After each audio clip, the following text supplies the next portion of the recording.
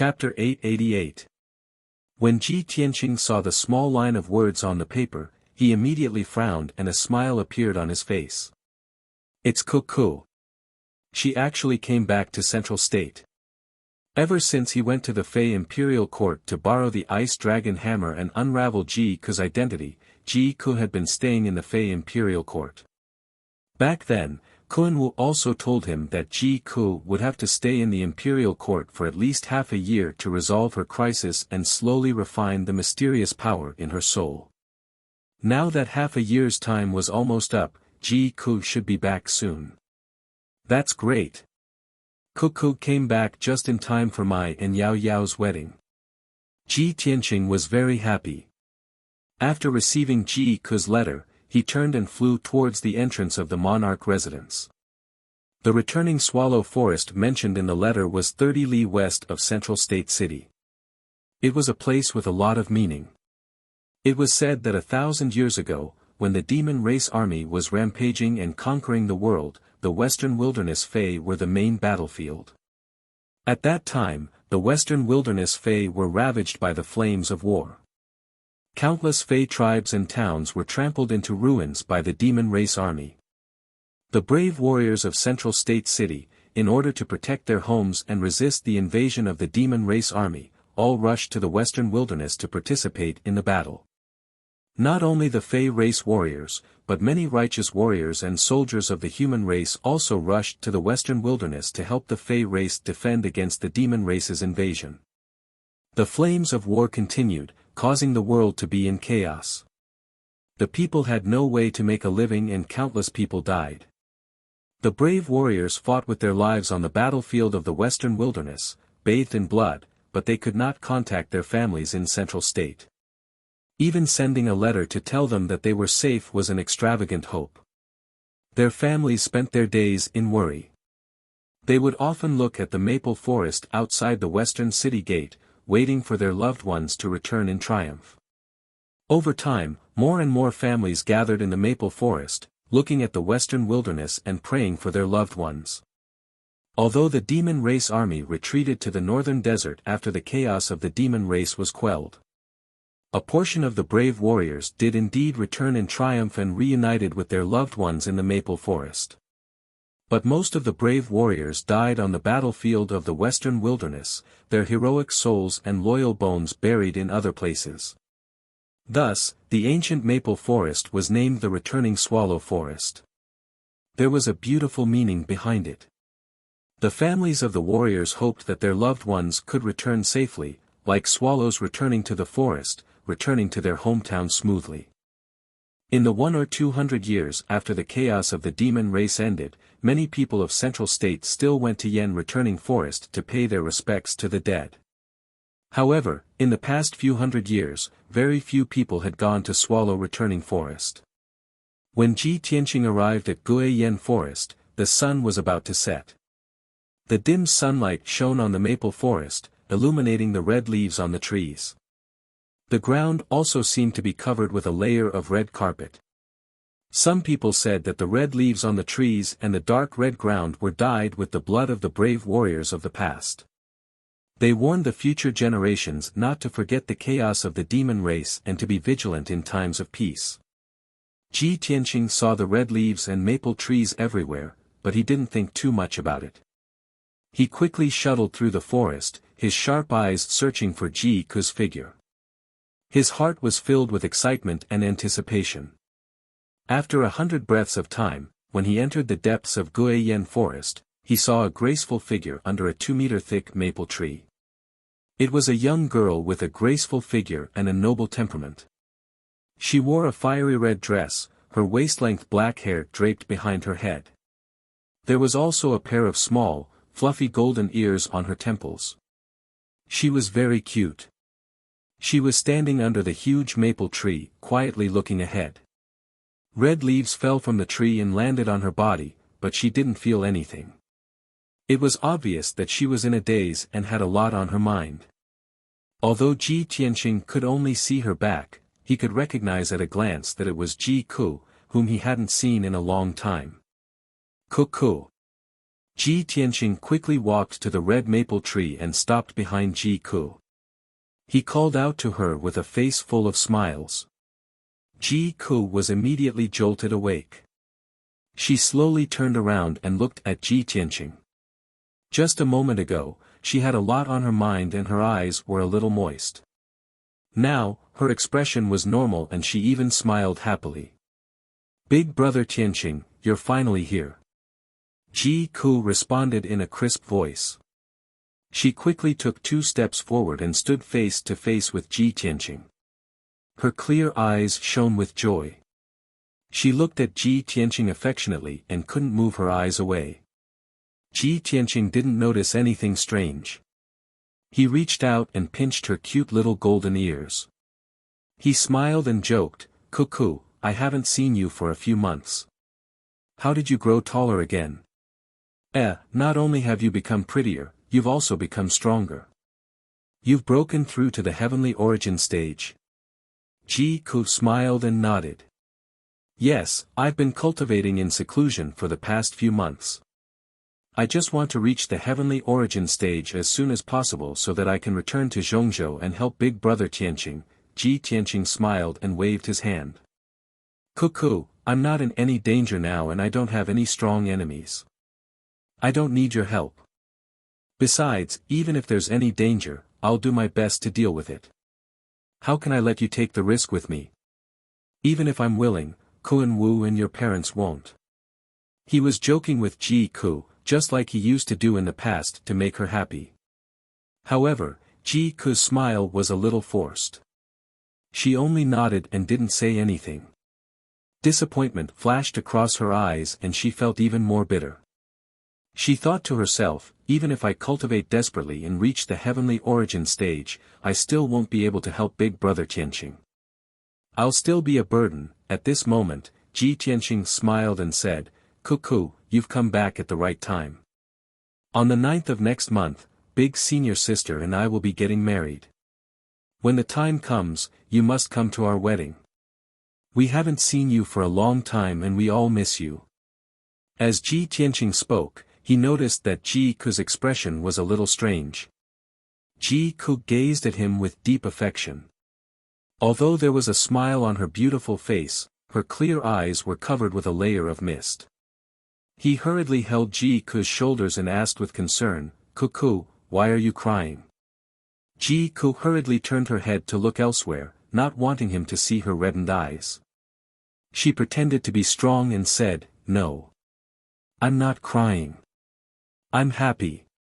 Big brother Tianqing, I'm happy for you, and big senior sister." Ji Tianqing was instantly amused by her. He reached out to wipe away the tears at the corner of her eyes and gently stroked her head with his palm. He smiled and said, "Silly girl, why are you still so silly? Why are you crying when you're happy for us?" Ji Ku felt his concern and care. Feeling his gentle palm, it was as if they had returned to the past. She couldn't hold back the bitterness in her heart. She couldn't hold back her pretense of being strong and turned around to throw herself into Ji Tianqing's arms. She hugged Ji Tianqing's neck tightly with her arms. Crystal clear tears flowed out of her eyes as she cried bitterly. "Big brother Tianqing. Actually, the person I like, is you. Can't you tell it all? Can't you feel it? You're going to marry big senior sister. Then what should I do?" Chapter 889. Ji Tianqing was stunned by Ji Ku's sudden tears. He stood there stiffly and looked down at Ji Ku. For a moment, he didn't know what to say. Ji Ku leaned on his shoulder and hugged his neck tightly, as if she was afraid that he would disappear if she let go. She lost her voice and cried bitterly. Her weak shoulders trembled, and in her big clear eyes, sparkling and translucent tears flowed down uncontrollably. She had enough time and patience to wait by Ji Tianqing's side and wait for him to understand her feelings. She had already waited for more than 10 years. She didn't mind waiting for another 10 years. However, she didn't expect that she would finally be qualified to stand by Ji Tianqing's side and help him solve his problems. When she came out of seclusion, she received Ji Tianqing and Yun Yao's wedding invitation. Who could understand the pain in her heart? Ji Tianqing was silent for a moment. Then, he opened his arms and hugged Ji Ku. He patted her back gently and comforted her gently, "Silly girl, don't cry. I know you treat me well with all your heart and can't accept anyone else. But Cuckoo, I've always treated you as my little sister." Ji Ku's body stiffened and she slowly let go of his neck. She looked at Ji Tianqing with a miserable expression and took 2 steps back in a daze. She shook her head gently and said, "No, no.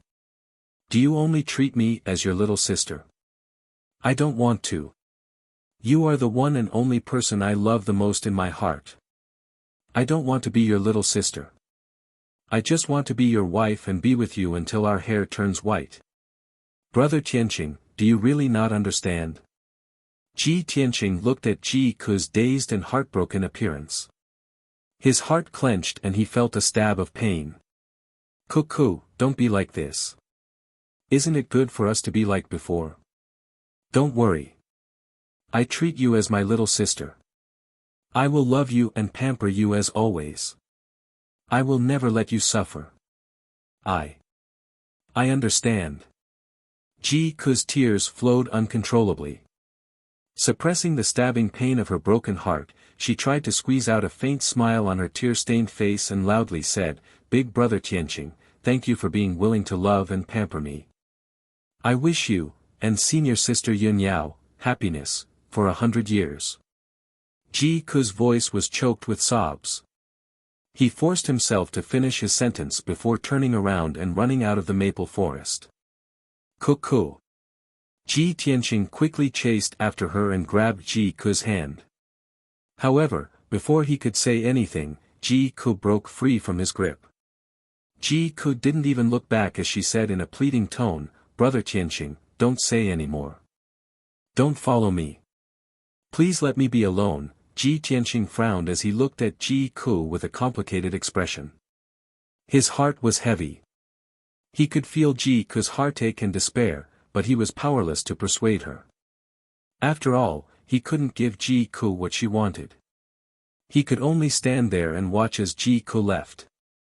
Her frail and sad figure disappeared at the end of the maple forest. After a long time, he retracted his gaze and sighed heavily. Sigh. "Cuckoo, why are you so silly? What have I done to deserve you to be so devoted to me? I only hope that after today, you can calm down and slowly forget all these troubles. I hope that you can return to the innocent, lively, and cheerful Cuckoo of the past." Ji Tianqing didn't chase after Ji Ku. This was because he knew that Ji Ku was in a terrible mood. She really needed some time alone. With a heavy heart, he quickly left the Yen-returning forest and returned to Zhongzhou City. Ji Ku walked through the forest in a daze, allowing her tears to blur her eyes. Her heart was still very painful. Even the air she breathed in seemed to be filled with the coldness and bleakness of winter. She ran around aimlessly. She only wanted to find a place where no one could see her and cry her heart out. After an unknown amount of time, the sky gradually darkened and night fell. The forest became dark and gloomy. Waves of bird cries and beast roars could be heard from the distance. Ji Ku ran to an ancient and weathered tree. She seemed to have used up all of her strength. She sat down under the tree with a dejected expression. She leaned against the ancient and rough tree trunk and held her head with her arms. She lay on her knees and quietly sobbed. The night wind was cold, but she didn't seem to feel it. After a long time, her tears had almost dried up. Her eyes were a bit red and swollen. Only then did she gradually stop sobbing. It was already late at night. There was no moon in the night sky. There were only a few stars that emitted a weak and dim starlight. She was still lying on her knees. She stared at the fallen leaves on the ground in a daze. At this moment, an ancient and powerful voice suddenly sounded in the night and clearly entered her mind. "Little girl, you seem to be very sad. It was the voice of an old man. His tone was kind, and there was also a sense of superiority and majesty in it. Ji Ku, who was in a daze, was suddenly awakened by this voice. She immediately raised her head and wiped the tears from her eyes. She looked around in confusion. Who is it? Who's talking? She looked around and realized that she was sitting under an ancient locust tree that was 100 meters tall. Under the locust tree was a broken stone path covered by fallen leaves. A black statue that was more than 10 meters tall stood 100 feet to the left. The black and ancient statue was carved of an unknown ferocious beast. It looked very ferocious and dignified. However, the stone statue had been eroded by wind and rain for countless years. It had long become mottled and full of holes. Not far behind her, at the end of the broken stone path, there was a temple that was half hidden by a large tree. However, the temple had been abandoned for many years. Most of the main door had collapsed, and the courtyard was overgrown with weeds. The beams, eaves, and pillars were also covered with cobwebs and dust. There's actually a rundown temple deep in the mountains. How did I end up here? Ji Ku immediately frowned. She was on her guard. In the dark night, in the desolate mountains, there was actually an ancient and rundown temple. There was also that voice that came from nowhere. The atmosphere was a little eerie and terrifying. Ji Ku vaguely felt that this was not a good place. She subconsciously wanted to get up and leave.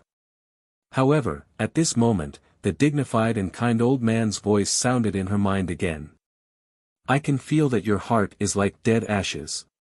You're very sad and desperate. Tell me your story. Perhaps I can fulfill your wish. The old man's voice did not really exist. It was directly transmitted into Ji Ku's mind. That voice contained some kind of special power that could calm a person's mind and soul, causing them to let down their guard and quickly relax. Ji Ku was silent for a moment. For some reason, she stopped in her tracks and looked at the ancient statue not far away. She could sense that the old man's voice in her mind came from that statue. Who are you? Why are you so mysterious? Why don't you dare to show yourself? Chapter 890. Being questioned by Ji Ku, the voice did not get angry. It chuckled as if it was mocking itself. Who am I? Ha! It's been too long, and I've forgotten who I am. Perhaps I'm just a dejected god who has been forgotten for many years and is not worshipped by incense. Ji Ku immediately frowned and said with a puzzled expression, a dejected god who has been forgotten by people? Humph. Stop pretending to be so mysterious. She did not know much about the ancient legends, so of course she did not believe in gods and ghosts. The voice was still calm as it said indifferently, little girl, it's your fortune to be able to meet me. Since I'm a god, I have supernatural powers that mortals cannot imagine. It's fine if you don't want to reveal your inner thoughts. I can naturally know what you're thinking. I only have one piece of advice for you. Whether it's martial strength, power, or wealth, you have to work hard to obtain them. It's the same for love. If you don't think of ways to fight and snatch them, how can you win the favor of your sweetheart? Ji Ku's body stiffened slightly as she silently looked at the ancient statue. The benevolent voice said earnestly, there's no hatred in the world for no reason, and there's no love for no reason either. If you want to capture your lover's heart, you have to take the initiative to fight for it and take practical actions. What's the use of crying? Even if you cry until your eyes go blind tonight, that person will still not feel the slightest bit of heartache. Upon hearing this, Ji Ku immediately shook her head and muttered to herself, no, that's impossible. Big brother Tianqing is not such a person. He would not be so heartless to me. Moreover, he and senior sister Yun Yao are truly in love. They are willing to give up their lives for each other, no matter what. I should be happy for them that they can tie the knot. I will never do anything to destroy their relationship. I'm crying because I want to be sad alone for a while. The old man's voice suddenly became dignified as he scolded angrily, "Foolish. If you like him, you have to fight for it. If you love him, you have to say it. If you don't take the initiative to capture his heart, you will be sad and can only watch him accompany another woman day and night and be in love with each other." But Ji Ku was suddenly at a loss for words. Her emotions became extremely complicated as she silently lowered her head. The old man said again, "No buts. I just want to ask you, do you want to be with him, to be together forever?" Of course I want to." Ji Ku answered almost subconsciously without hesitation. "Then do as I say. I guarantee that you will get what you want and your dream will come true." The old man's voice was sonorous and powerful. It contained an unquestionable dignity and an extremely strong soul-suppressing power. Ji Ku was caught off guard, and his soul power was weak. How could he resist? Her expression suddenly became dazed. Her clear eyes were filled with confusion, and her mind became a little blurry. Can you really help me fulfill my wish?" "Of course. I am a deity, omnipotent." The old man's voice was filled with confidence and majesty. Ji Ku's mind and soul were silently suppressed. He was bewitched by the invisible spiritual energy and gradually lost himself. Her reaction became a little sluggish, and she asked with a dazed expression, "Then what should I do?" The voice said solemnly, "You just need to close your eyes and imagine the result you want, the scene in your dream, and immerse yourself in it." Ji Ku seemed to be unable to control herself. She slowly sat down under the big tree, leaned against the ancient locust tree, and closed her eyes. Her expression was serene as she immersed herself in her beautiful fantasy. Soon, she entered the dreamland. The surroundings returned to silence, and the night grew darker as if nothing had happened. After Ji Tianqing returned to the monarch palace, he sat in his room for the entire night. The incident that happened in the evening kept replaying in his mind.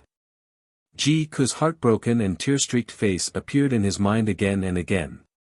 His heart was in a mess. He felt both heartache and helplessness. At daybreak, he got up and left Tianqing Palace to rush to Kunwu Palace. "I wonder if Kuku came back last night. I hope she can calm down and stop being so sad. I have to talk to Kunwu later and ask him to help persuade Kuku." Although Ji Tianqing didn't know how to face Ji Ku, and it might be awkward if they met again, he was still worried. His heart was full of worry. He couldn't feel at ease until he saw Ji Ku. Not long after, he flew to Kunwu Palace and landed outside the main gate. After he explained the purpose of his visit to the guard led him into Kunwu Palace. He sat in the guest hall for a while before he saw Kunwu, who was wearing a white fox fur coat, striding into the hall. The two of them exchanged a few words when they met. He went straight to the point and asked, "Kunwu, did Kuku come back last night?" "Kuku?" Kunwu was startled and asked doubtfully, "Wasn't she always at Xingyu village outside the city? Did you meet her last night?" Hearing him say this, Ji Tianqing knew that Ji Ku didn't return to the monarch mansion. She most likely went back to Xingyu village. He frowned and said to Kunwu, "Kunwu, send a message to the people of Xingyu village. Did Kuku go back last night?" "Tianqing, what happened?" Kunwu realized that something was wrong and had a bad premonition. Ji Tianqing said with a serious expression, "I can't explain it to you for the time being. You send the message first." Kunwu didn't say anything else. He quickly took out a communication jade slip and sent a message to Xingyu village outside the city. After he sent the message, the two of them sat in the main hall and waited in silence. After about 7 minutes, a spiritual light flew from the sky and landed in front of Kunwu. Swoosh! The spiritual light flashed and a communication jade slip appeared in Kunwu's palm. He quickly used his spiritual sense to check the information in the jade slip. After reading it, his expression changed and he frowned. The people of Xingyu village replied. Ku left Xingyu village yesterday afternoon and never returned. Suddenly hearing this news, Ji Tianqing's expression immediately changed, and a deep sense of worry arose in his heart. Oh no! Kunwu's expression also became serious. He was full of doubts and worries. He quickly asked, Tianqing, what happened? What happened to Ku? Ji Tianqing was silent for a moment. He could only explain to him, yesterday evening, Ku asked me to meet her at Guiyan Forest outside the city. He gave a simple explanation of what had happened. After hearing this, Kunwu was even more worried. He said anxiously, Tianqing, how could you leave Ku alone? If something happened to her. Ji Tianqing was full of bitterness. He said in a low voice, how could I follow her in that situation? Forget it. It's my fault. I'll go and find her now. After that, he bowed to Kunwu and stepped out of the main hall. Wait. I'll go with you. Kunwu quickly followed him. He said as he walked out, I'll send the order to send the guards of Xingyu village to find Ku together. Chapter 891. Ji Tianqing and Kunwu left the monarch mansion and rushed to Guiyan Forest outside the city to search for Ji Ku.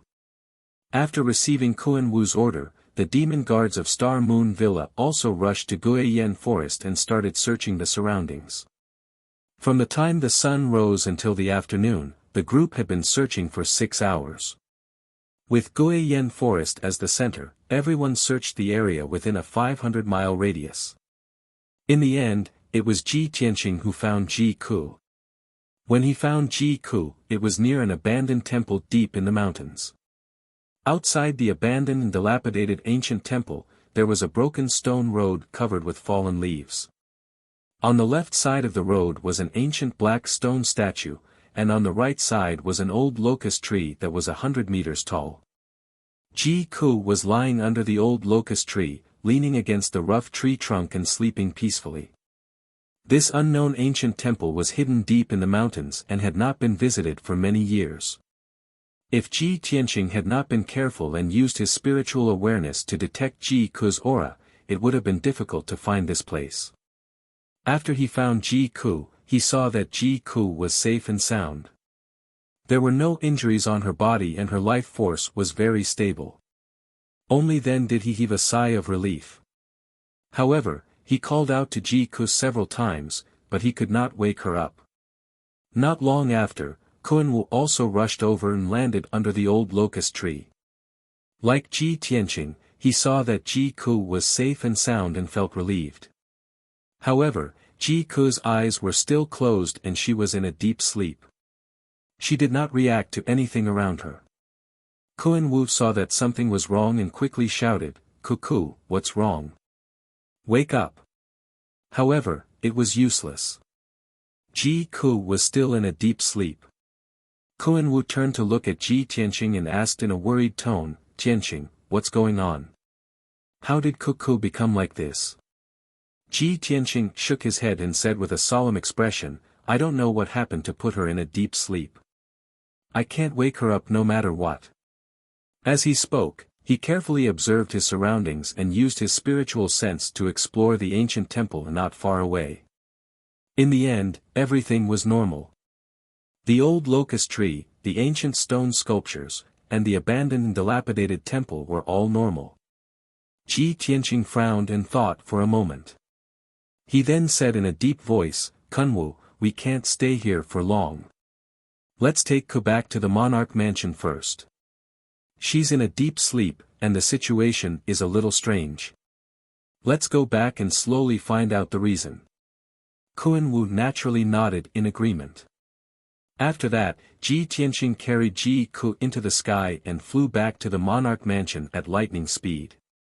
Kunwu gave the guards of Star Moon Manor an order and quickly followed Ji Tianqing back to the monarch mansion. Nearly 2 hours later, the two of them returned to the Tianqing Palace with Ji Ku. Ji Tianqing carried Ji Ku into the secret practice room and put her on the ice jade bed used for healing. Then, He used his spiritual sense power and used the Sushin Dharma eye to carefully observe Ji Ku to find out the reason why she was in a deep sleep. Kuan Wu stood aside and looked at Ji Ku anxiously and worriedly, waiting for the results of Ji Tianqing's investigation. After a quarter of an hour, he saw that Ji Tianqing had finished his investigation. He quickly asked, "Tianqing, how is Ku's situation? Why is she in a deep sleep?" Ji Tianqing shook his head and said with a solemn expression, "I've carefully checked her body. There's nothing wrong with Ku's body, and she hasn't suffered any injuries. It's like she's asleep." "Then why is she in a deep sleep? There must be a reason." Kuan Wu was worried and said anxiously, "Tianqing, let's ask the God Teacher to take a look." "Alright, I'll go and ask God Teacher Black Feather now." Ji Tianqing had the same idea and agreed without hesitation. He flew out of the Tianqing Palace and rushed to the Black Feather Palace personally to ask God Teacher Black Feather to treat Ji Ku. 2 hours later, he brought God Teacher Black Feather back to the secret room. Ji Ku wasn't the prince of the monarch mansion, so God Teacher Black Feather could ignore him.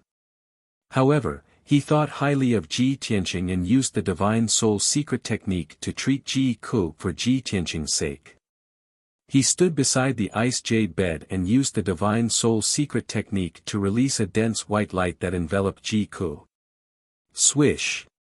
The Divine Soul white light contained a special mysterious power. Soon, he figured out Ji Ku's situation. God Teacher Black Feather withdrew the Divine Soul white light and turned to Ji Tianqing. He said with a serious expression, "Tianqing, Ji Ku isn't injured and her life isn't in danger at the moment. However, her soul spirit is in a deep sleep.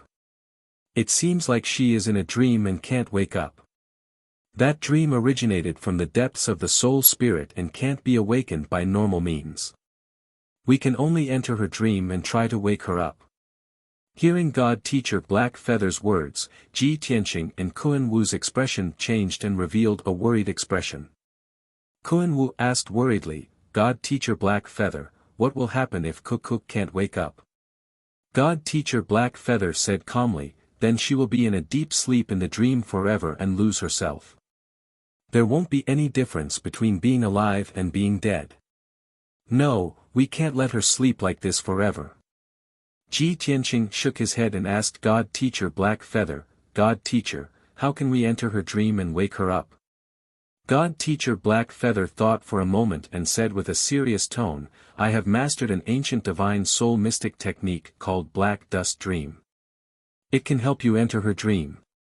However, only the people closest to her and the people she trusts the most can enter her dream and have the chance to wake her up. However, no one knows what her dream is like. If you enter her dream recklessly, there might be unexpected dangers. If you want to wake her up, it's best for you to discuss carefully who should enter her dream." Ji Tianqing and Kuan Wu looked at each other and said in unison, "Let me do it." After saying that, the two of them went silent for a moment. Kuan Wu quickly explained, "Tianqing, I am Ku's brother. She left us not long after she was born. We owe her too much. I won't let her suffer any harm. Let me complete the task of waking her up." Ji Tianqing shook his head and said with a serious tone, "Kuan Wu, this happened because of me. I have to solve it. Otherwise, I won't feel at ease.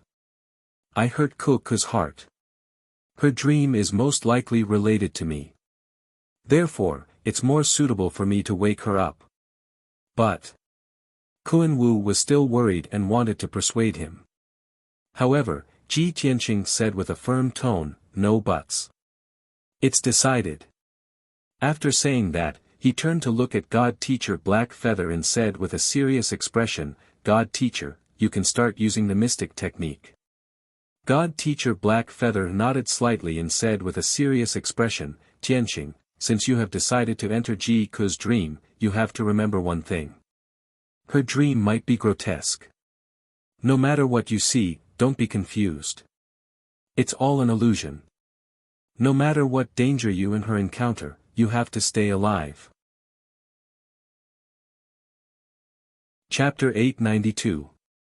After listening to God teacher He Yu's advice, Ji Tianqing and Kun Wu both frowned. It's actually so strange. If one dies in the dream realm, their soul will also be destroyed. The two of them never thought that something as illusory as the dream realm would have such terrifying power. God teacher He Yu nodded and said seriously, Ji Ku was affected by some kind of soul power, which is why she fell into the spiritual dream realm and can't wake up. This spiritual dream realm is strange and dangerous. You have to be careful when dealing with it. When you enter the dream realm, you can only wake Ji Ku up and let the spiritual dream realm dissipate. Only then can you and her wake up. Otherwise, you will be like her, forever trapped in her dream realm with no way to escape. God teacher He Yu remained silent for a while before continuing, Ji Tianqing, you better think carefully before making a decision. Kun Wu also looked at Ji Tianqing with a face full of worry. She advised, Tianqing, this is too dangerous. Ji Tianqing shook his head and said firmly, no matter how dangerous it is, I have to try my best to wake Cuckoo up. No matter what, I will do my best to protect her. I won't let her get hurt. Seeing how determined he was, God teacher He Yu and Kun Wu stopped persuading him. Tianqing, you go lie on the icy jade bed as well. Lie beside Ji Ku. God teacher He Yu pointed at the icy jade bed and said with a serious expression. Ji Tianqing followed his instructions and lay beside Ji Ku. Close your eyes and relax your mind and soul. I'm going to use the black dust dream secret technique. Ji Tianqing did as he was told. He closed his eyes and allowed his mind and soul to relax. After that, God teacher He Yu made hand seals and released a mysterious white soul light. He drew out many seals and started to use the black dust dream secret technique. Rays of white soul light landed on Ji Tianqing and Ji Ku's bodies and enveloped them. After 100 breaths of time, their bodies were covered by the white soul light. Ji Tianqing gradually lost consciousness and fell into a deep sleep. His soul was protected by the white light of his divine soul, and he silently entered Ji Ku's dream. Shwa! Ji Tianqing only saw a white light flash in front of his eyes, and then he came to another world. He appeared on a wide and tidy street out of thin air, looking around with confusion. It was an ancient and majestic city. The sky was blue and the sun was shining brightly. He was standing on a wide street paved with bluestone slabs. Both sides of the street were crowded with humans and demons. There were at least 10,000 of them. Behind the crowd were rows upon rows of shops, tall buildings, and palaces. The streets were filled with hubbub of voices. The citizens were in high spirits, whispering and cheering as if they were welcoming the arrival of a certain important figure. So this is Ku's dream. Ji Tianqing originally thought that Ji Ku's dream would be absurd and bizarre, and it was very likely that some unexpected scenes would appear. However, he never thought that Ji Ku's dream would be like this, and it felt somewhat familiar. The bluestone street under his feet, the humans and demons on the side of the street, and the rows of shops and houses. Everything was exactly the same as the streets of Central State City. The laughter of countless citizens clearly entered his ears. The expressions on the citizens' faces, their lively eyes, everything was so realistic. He stood on the bluestone street, but he could not tell whether this world was real or fake. Not far away from him, a few human beings were talking excitedly. Today is so festive and lively. All the citizens of the city have been alarmed. That's right. After all, today is young Master Ji's wedding day, how could it not be lively? It's not just our Central State City, all the citizens of the world know of this good news. Why hasn't the bridal sedan arrived yet? I really want to see young Master Ji's peerless elegance with my own eyes, and see the incomparably beautiful bride.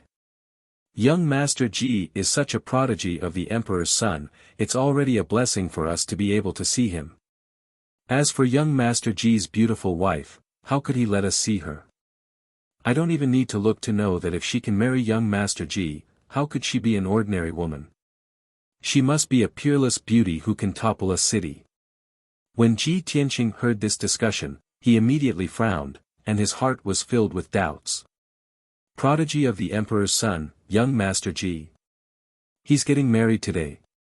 The young Master Ji they are talking about, could it be me? At this moment, the citizens on both sides of the street suddenly burst into excited cheers. Look, the bridal sedan is here. It's here, it's here. The bride is coming. Don't block me, I want to see young Master Ji with my own eyes. When Ji Tianqing heard the thunderous cheers, he hurriedly raised his head to look at the end of the street. He saw that at the end of the bluestone street, there was an honor guard of about 200 people slowly walking over. It was a solemn wedding procession. There were nearly 200 guards and maidservants, all wearing bright red clothes. There were dozens of guards beating gongs and drums, playing joyous music. There were dozens of guards in the procession, holding bright red lanterns and red flowers, as well as many red gauze curtains. There were dozens of maidservants in red dresses, carrying baskets of flowers. They waved their slender hands and scattered flowers into the sky. There were also more than 30 elite guards guarding the surroundings of a huge flower carriage. The jade sedan was made of gold, jade, and precious stones. It was incomparably luxurious and exquisite, and its surface was inlaid with hundreds of colorful flowers. It was magnificent. 6 handsome dragon horses pulled the jade sedan side by side, slowly moving along the bluestone street. In the bridal sedan, which was wrapped in fresh flowers, a young woman wearing a bright red wedding dress and a red veil could be vaguely seen. Although the woman's face could not be seen clearly, just from her vague figure, one could tell that she was a beauty who could topple a city. Ji Tianqing stood on the street and stared at the wedding procession. His expression became somewhat complicated. Of course, he recognized that the nearly 200 guards and maidservants were the honor guard of Tianqing Palace. The scene in front of him was the scene of him marrying the bride. But he knew that this was Ji Ke's dream, and not something that happened in reality. He was a little nervous and a little confused. Because he did not know who the beautiful woman wearing a wedding dress and a red veil in the exquisite and beautiful bridal sedan was. Unknowingly, the wedding procession was getting closer and closer to him. The joyous sound of gongs and drums became deafening. The people on both sides of the street only noticed him now, and they all looked at him with complicated gazes. Many people were discussing in confusion, and some people even scolded him, telling him to leave. But Ji Tianqing stood in the middle of the street, his eyes fixed on the beautiful red figure in the bridal sedan, and he had no intention of giving way. Finally, the wedding procession was in front of him, and had to stop. The deafening sound of gongs and drums gradually stopped, and many guards and maidservants looked at him. The eyes of the people on both sides of the street were also focused on him. The scene quieted down, and the atmosphere was a bit strange. Countless people were whispering. At this time, the beautiful red figure in the bridal sedan lifted a corner of the red veil. She stretched out her hand to push aside the beaded curtain of the bridal sedan, and looked at Ji Tianqing. When she saw Ji Tianqing's face clearly, her clear eyes showed a touch of joy, a trace of shyness, and a strong sense of confusion. She lowered her head slightly and asked in confusion, "Brother Tianqing, why are you here? Today is our big day, why aren't you wearing your wedding dress?" Ji Tianqing saw her appearance clearly, and he was stunned. This was because the bride wearing a red wedding dress and a red veil was actually Ji Ke. The wife I am marrying is actually Ke. This is Ke's dream. Chapter 893. Ji Ke's dream turned out to be a scene like this. Although Ji Tianqing was a little surprised, he wasn't confused. After all, he understood Ji Ke's feelings. Her heart was completely tied to him. He didn't mean to hurt Ji Ke, but he entered Ji Ke's dream to wake her up. Therefore, he stared at Ji Ke in the bridal sedan and said in a sincere tone, "Ke, this is all fake. It's all your dream. Wake up quickly." As soon as he said that, the commoners on both sides of the street immediately went into an uproar and burst into discussions. Who is this fellow? What nonsense is he spouting? How despicable! This fellow actually dares to obstruct the bridal procession and ruin young Master G's wedding. Where are the guards? Why aren't you chasing this troublemaker away? No. That white-robed youth seems to be young Master G. What? How can he be young Master G? Isn't today his big day? In the exquisite bridal sedan, Ji Ku, who was dressed splendidly with a golden jade phoenix coronet and a golden buyao, had a drastic change in expression. She frowned and her beautiful face was filled with confusion. Her voice was filled with worry and anxiety as she asked, "Big brother Tianqing, what's wrong? There's not enough time. Don't talk nonsense. Quickly go back and change into your wedding clothes. Don't make a fool of yourself in front of everyone." Ji Tianqing had already expected her to react this way. He patiently explained, "Cuckoo, you must believe me. This is all your dream. It's definitely not real. I know you're very sad and disappointed, but the wife I'm marrying is Yun Yao." The crowd on both sides of the street immediately erupted into even more intense discussions and cries of surprise. Ji Ku's beautiful face also turned pale. The embarrassment and joy on her face and in her eyes immediately vanished. Her body stiffened as she stood rooted to the ground. As if she had suddenly regained her senses, her mood instantly became heavy and sorrowful. After a long silence, her body trembled slightly. Her clear eyes filled with tears and her voice was choked with sobs. No. This wasn't a dream, it was real. Big brother Tianqing, we've been childhood sweethearts. You're the only one in my heart. I like you so much. If I can't marry you, I'd rather not live in this world. Ji Ku's face was full of tears. Her tone was sorrowful but firm. Ripples appeared in Ji Tianqing's heart. He felt touched, sad, and guilty at the same time. However, he suppressed the guilt and remorse in his heart.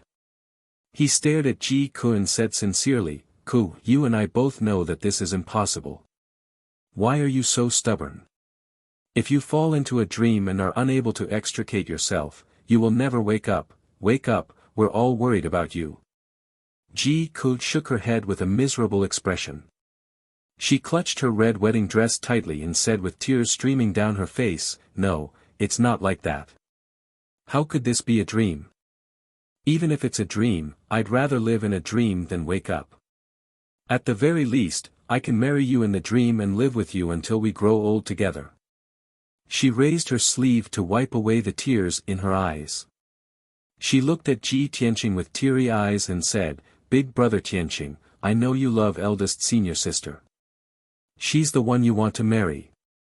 If I wake up, I'd like to see you leave me and marry eldest senior sister. However, I don't want to accept reality. I'd rather live in a dream. At least I can fulfill my long-cherished wish. Big brother Tianqing, I beg you, please fulfill my wish. Even if it's only a dream, as long as you're willing to take me as your wife and marry me, I'll die without regrets." Die without regrets?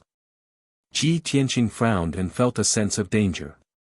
Before he entered the dream, Divine Mentor He Yu had warned him seriously. No matter if it was him or Ji Ku, they had to stay alive in the dream. They couldn't die. Otherwise, their souls would be obliterated and they would truly die. Thinking of this, he hurriedly shook his head and refused. He patiently consoled her, "Cuckoo, please forgive me for not being able to go against my heart and marry you. Don't be silly. I'm not worth it for you to do this.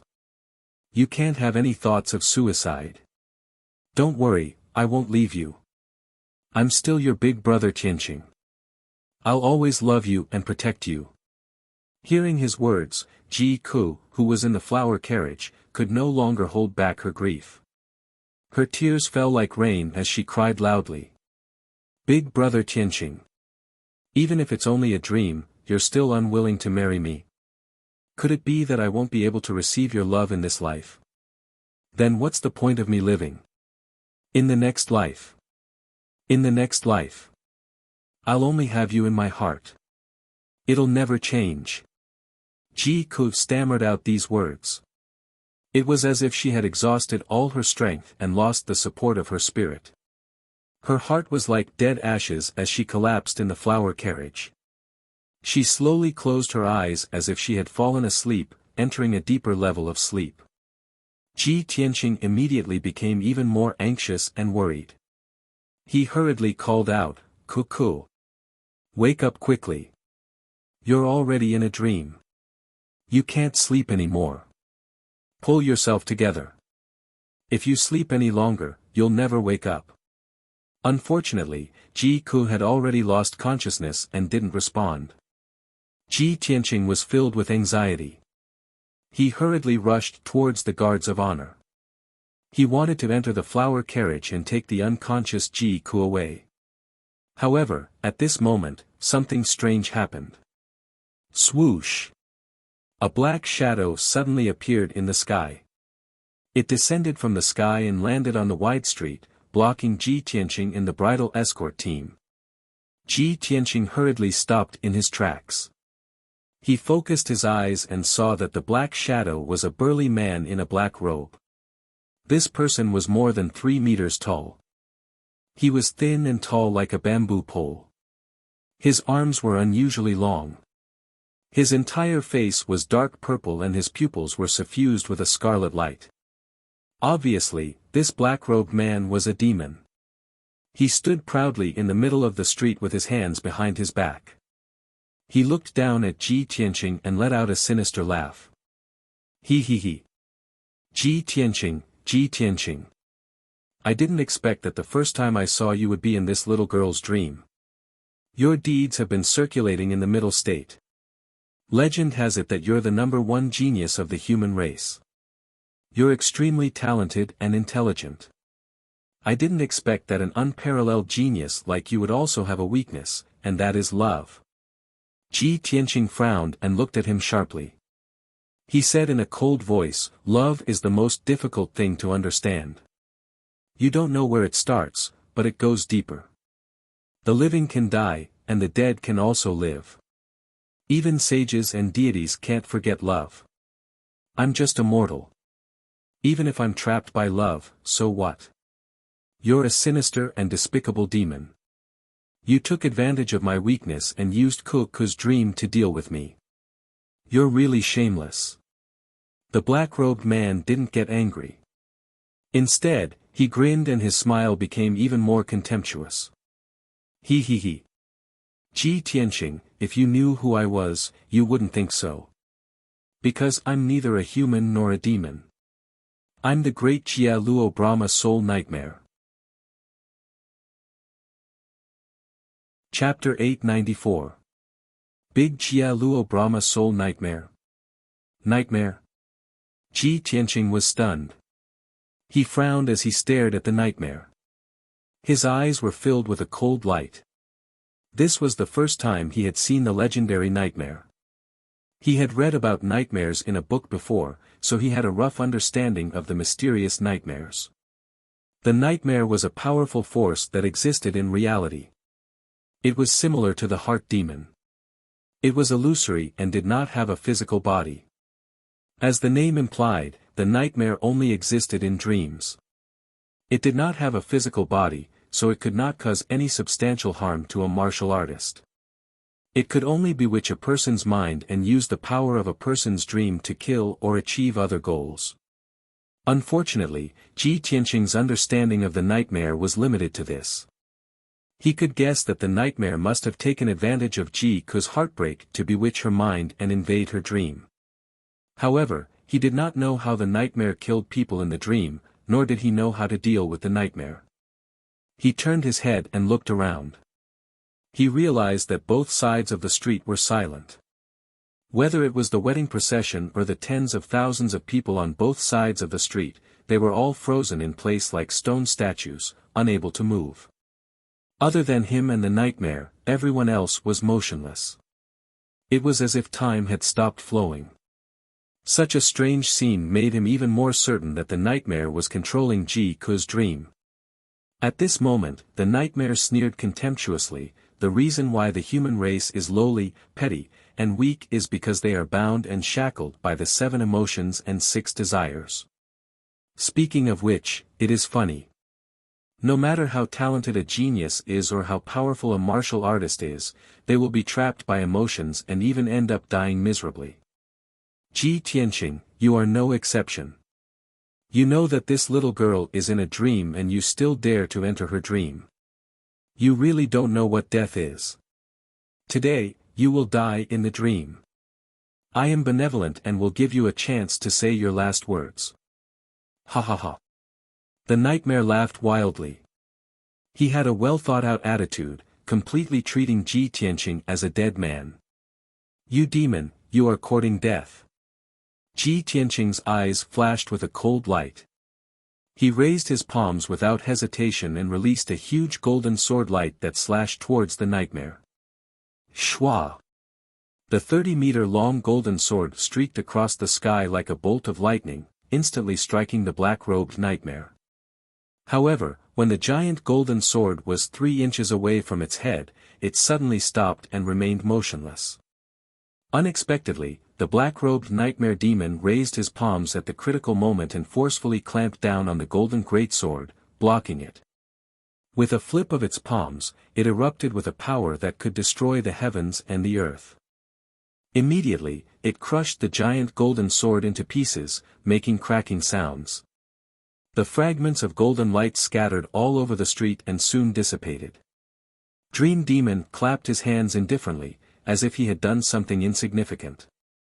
It looked at Ji Tianqing from the corner of its eyes and said contemptuously, I said that today is the day you die. Your soul will be completely destroyed. Give up resisting. No matter how much you struggle, it's futile. As he spoke, Nightmare raised his right palm and lightly slapped toward Ji Tianqing. A 5-meter-wide black palm shadow appeared, bringing with it a violent and unparalleled power. It was as fast as the aurora as it blasted toward him. Ji Tianqing's pupils shrank. Unable to dodge in time, he quickly closed his golden wings to protect himself. Pine!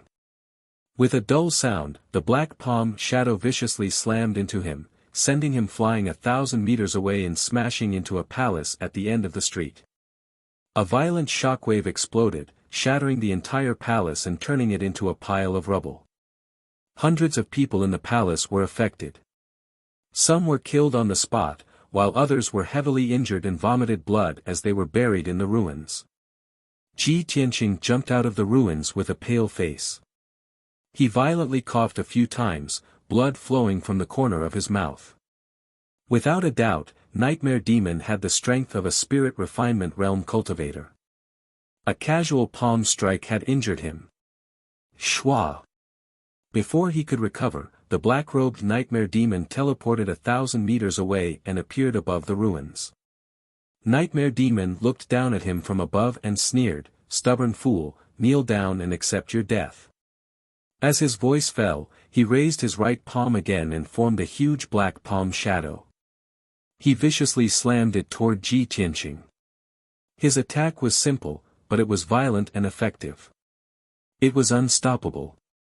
Ji Tianqing knew how strong his opponent was, so he did not hesitate to use his trump card, the Pure Heart Demon Suppression Art. Demon Slaying Sword. His body lit up with a resplendent golden light and a sacred and majestic aura.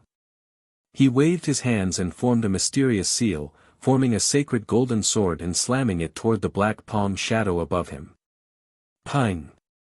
The sacred golden sword and the black palm shadow collided, creating a dull sound.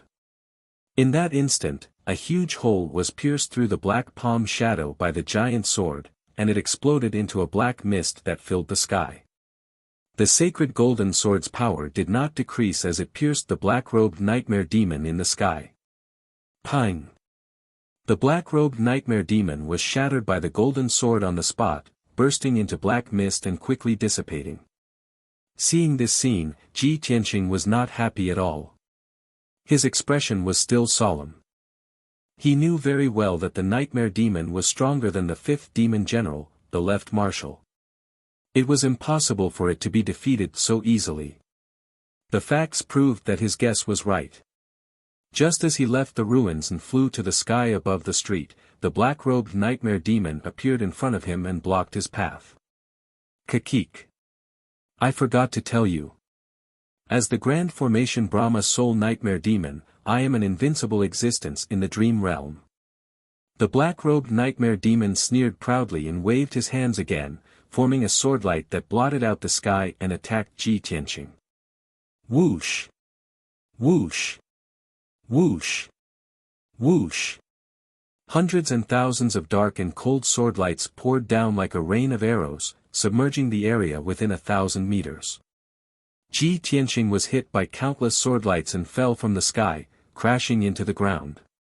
Pine! Pine! Pine! Pine! Pine! The powerful swordlights and saber-lights fiercely hacked into the ground, shattering the bluestone street. The thousands of civilians on both sides of the street were also killed on the spot, turning into pieces of flesh and blood. Rows of exquisite houses and palaces were also destroyed, leaving behind only broken walls and broken bricks. The area within 1,000 meters was immediately turned into a desolate ruin. Only the wedding procession on the other side of the street was still standing like a stone statue. It was not destroyed, but it also showed no reaction to this. A moment later, Ji Tianqing's figure climbed out of the ruins in a sorry state and flew back into the sky. His long hair was disheveled, his white robe was stained with blood, and there was still a trace of blood at the corner of his mouth. Although he had suffered heavy injuries, he was still fearless. He used his ultimate skill again and attacked the black-robed Nightmare Demon. Chapter 895. Ji Tianqing was unable to awaken Ji Ku, so he could only pin his hopes on the Nightmare Demon. The Nightmare Demon had plotted this scheme and controlled this dreamland. He believed that as long as he killed the Nightmare Demon, he could destroy the dreamland and awaken Ji Ku. Demon Sealing Palm. His body surged with sacred golden light as he waved his palms again, slamming out a giant golden palm with a radius of 10 meters towards the Nightmare Demon. Hee, it's just an insignificant trick. What a disgrace. The Nightmare Demon was already prepared and did not take his ultimate move seriously. He even mocked him contemptuously. Swish. As he spoke, his figure flashed and teleported 1,000 meters away, dodging the Demon Sealing Palm's attack and appearing behind Ji Tianqing in an eerie manner. The terrifyingly powerful Demon Sealing Palm suddenly missed its target and slammed into one of the palaces, smashing the magnificent palace into pieces. Taking advantage of this opportunity, the Nightmare Demon waved his sleeves and shot out 3 beams of black light towards Ji Tianqing. The 3 beams of black light condensed into black dragons that were 100 meters long. They looked ferocious and ferocious. They bared their fangs and brandished their claws as they pounced on Ji Tianqing, drowning his figure. Boom! Boom! Boom! He could not dodge in time and was hit by the 3 black dragons. An earth-shattering power erupted, and a huge black mushroom cloud appeared in the sky. The violent shockwave swept across a radius of 10 miles, destroying countless houses, shops, and palaces. At least 30,000 innocent civilians were killed on the spot, killed by the shockwave, or buried in the ruins. Even the wedding procession of 200 people was destroyed. All the guards and maids were killed. Only the huge flowery carriage that was as big as a house was still intact and beautiful. After a long while, the earth-shattering explosion gradually dissipated. Ji Tianqing turned into a golden stream of light and emerged from the ruins of the deep pit, flying back into the sky. Fortunately, he had folded his wings at the critical moment and blocked the 3 black dragons' attack. That was how he survived. However, the golden wings had already exhausted all of their power and had become dull and lifeless. His face turned paler as blood flowed out of his nose and mouth. His injuries were getting worse. Half of his white robe was dyed red with blood, and there was a hole in his chest with blood gushing out. His long hair was scattered behind his head. It was stained with dust and mixed with dark red blood, making him look extremely wretched and miserable. Even so, he did not retreat. Instead, he used his ultimate move again and attacked the nightmare demon. Damned demon, go to hell. His body ignited with golden flames as he turned into a stream of light and charged at the nightmare demon. He opened the third eye on his forehead. Thunderbolt. An endless amount of lightning was released from his azure blue spirit eyes. It gathered into a lightning pillar and struck the dream demon fiercely. Kaboom! Amidst a deafening explosion, the nightmare demon was blasted to smithereens on the spot. It turned into black mist and dissipated. The thunderbolt bolt out hit the bluestone street. Bam!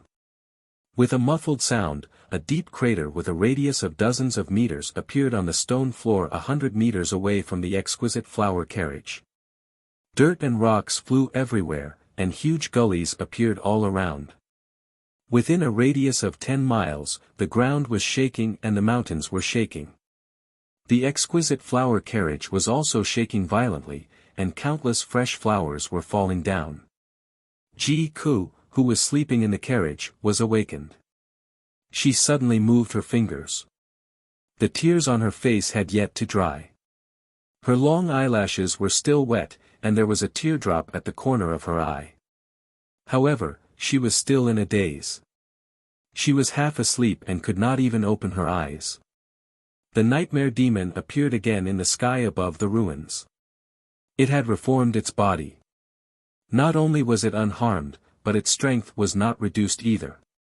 Kid, you really won't cry until you see the coffin. I am absolutely invincible. Even if you break me 1,000,000 times, I can immediately recover. You will never be able to hurt me. The black-robed nightmare demon roared in an arrogant tone. He waved his palm again, releasing an earth-shattering black light towards Ji Tianqing. Ji Tianqing blocked and counterattacked while thinking of a way to break it. Damned nightmare demon. It is so strange. Even if I use the white heart demon subduing art, I can't hurt it. What should I do? How can I break out of this dream? Killing the nightmare demon to destroy the dream was obviously an impossible task. His only hope was to awaken Ji Ku.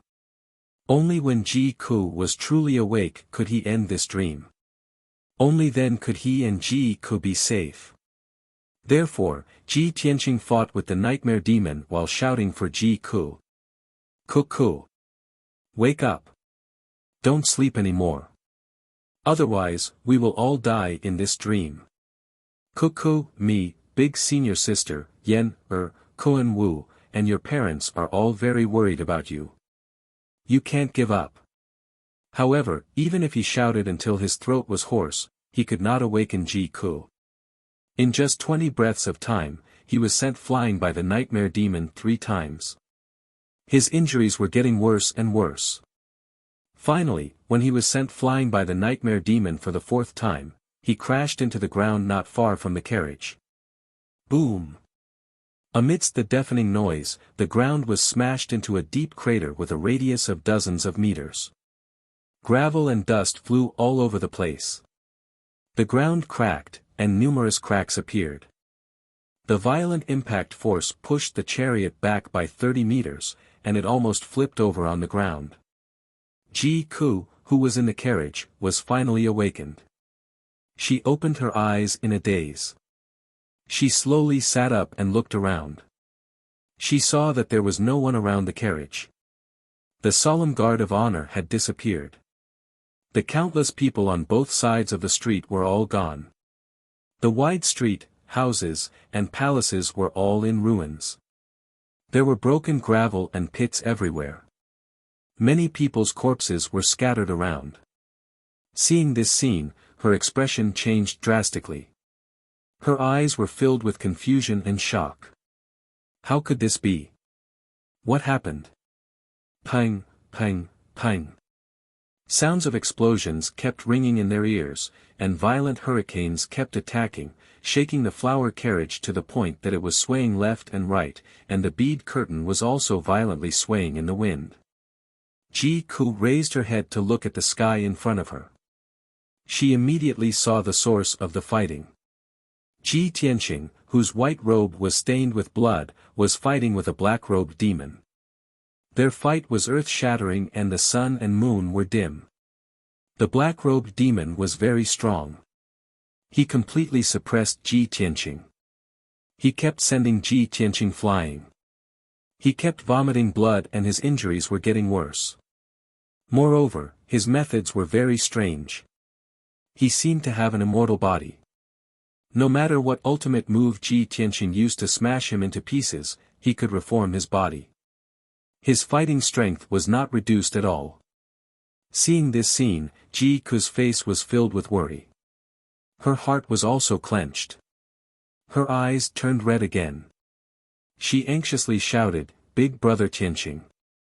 Be careful."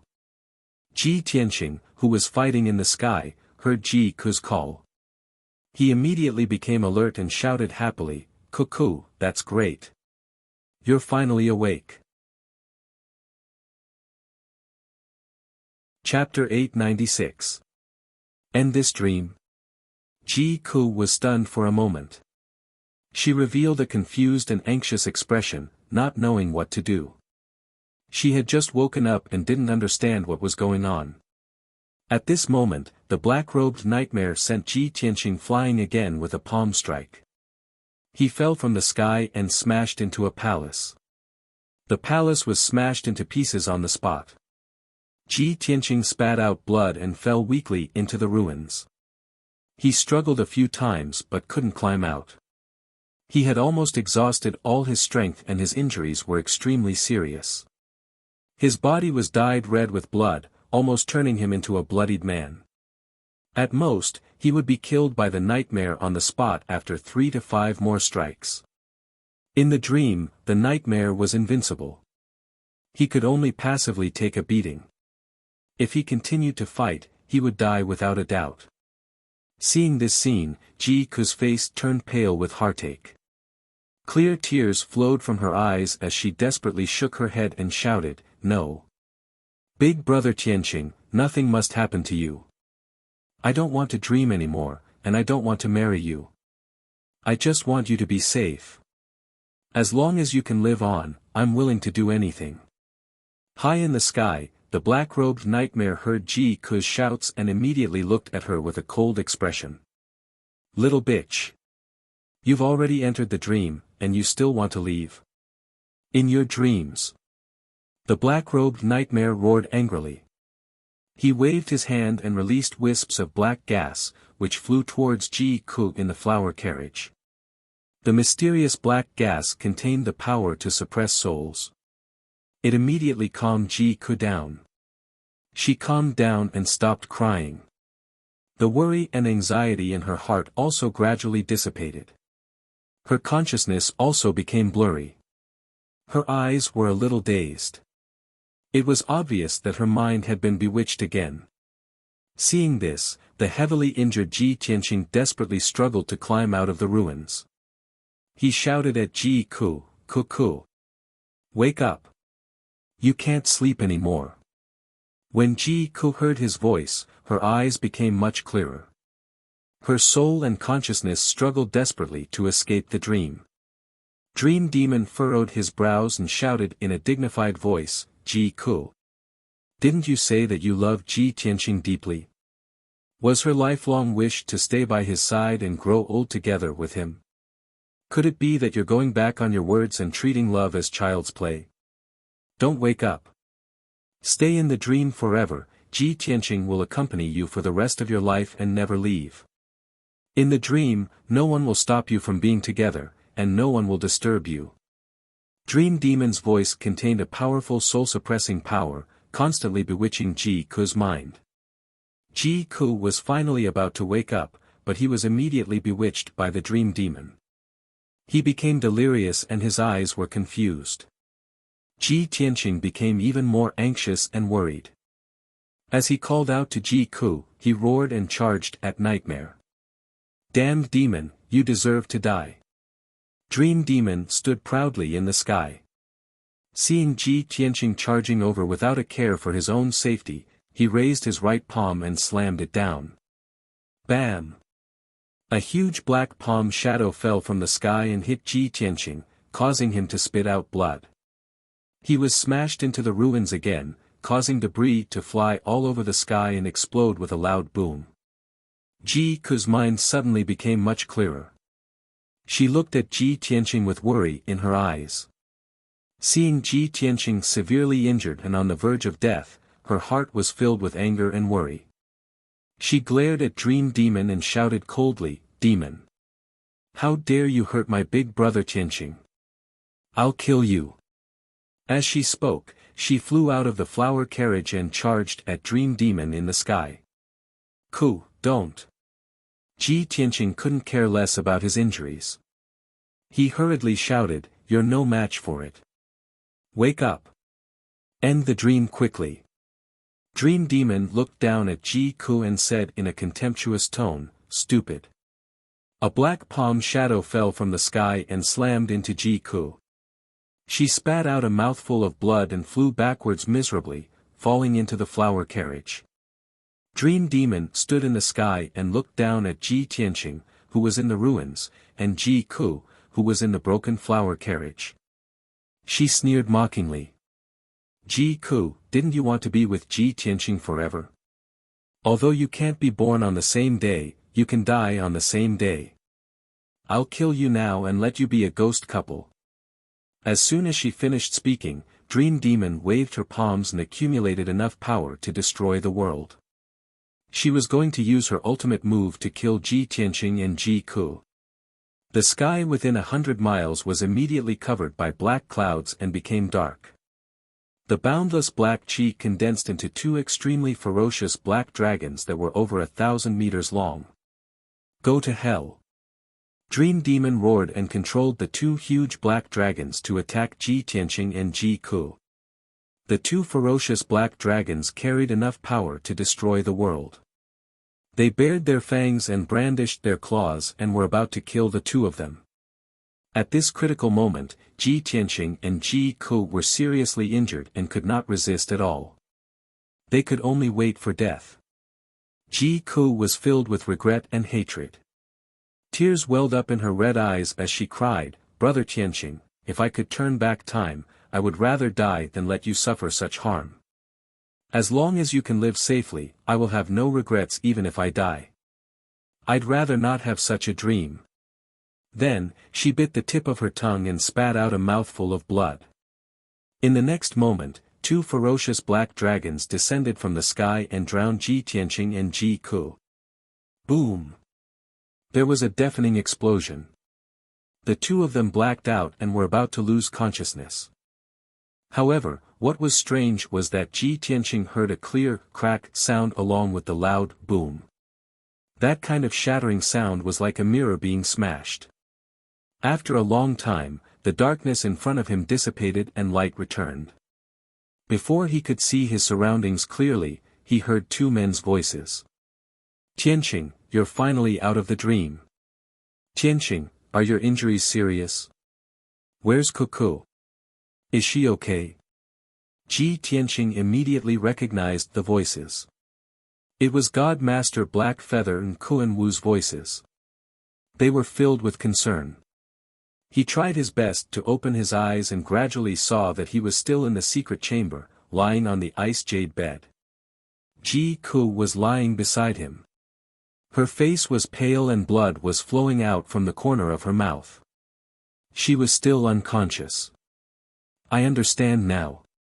At the moment when Ku and I were about to die, Ku woke up completely and ended the dream.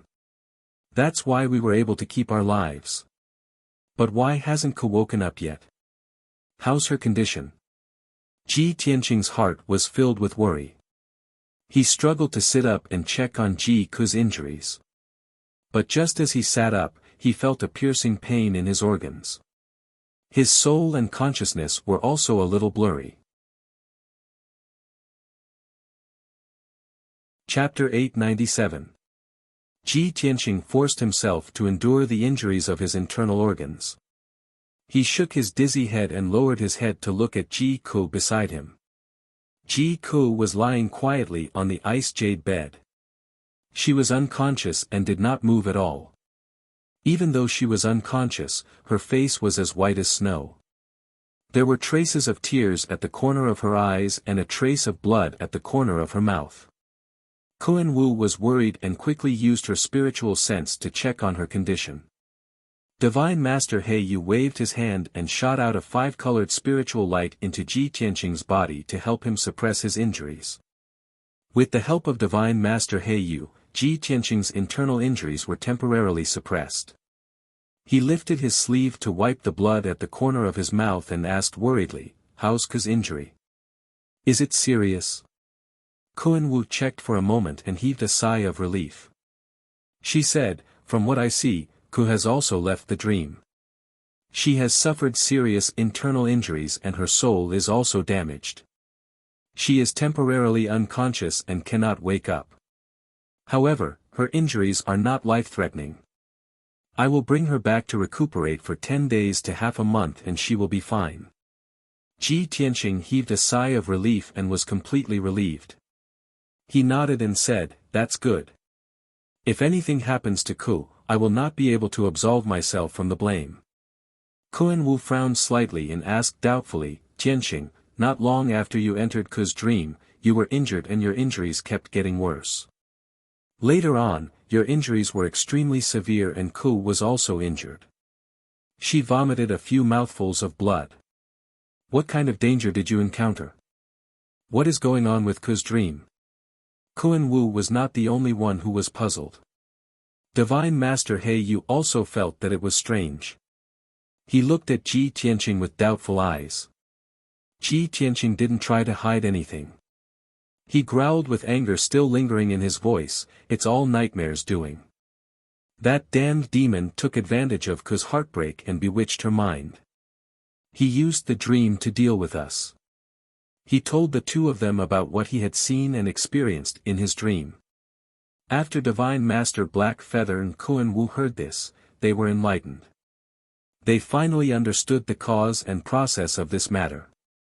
However, Kuan Wu frowned in confusion and asked, "What is the origin of the dream demon? To be able to kill with the help of dreams and possess such a strange ability?" Ji Tianqing shook his head and said seriously, "I don't know much about the dream demon. It calls itself the Grand Jia Luo Brahma Soul Nightmare. I've only read about it in books.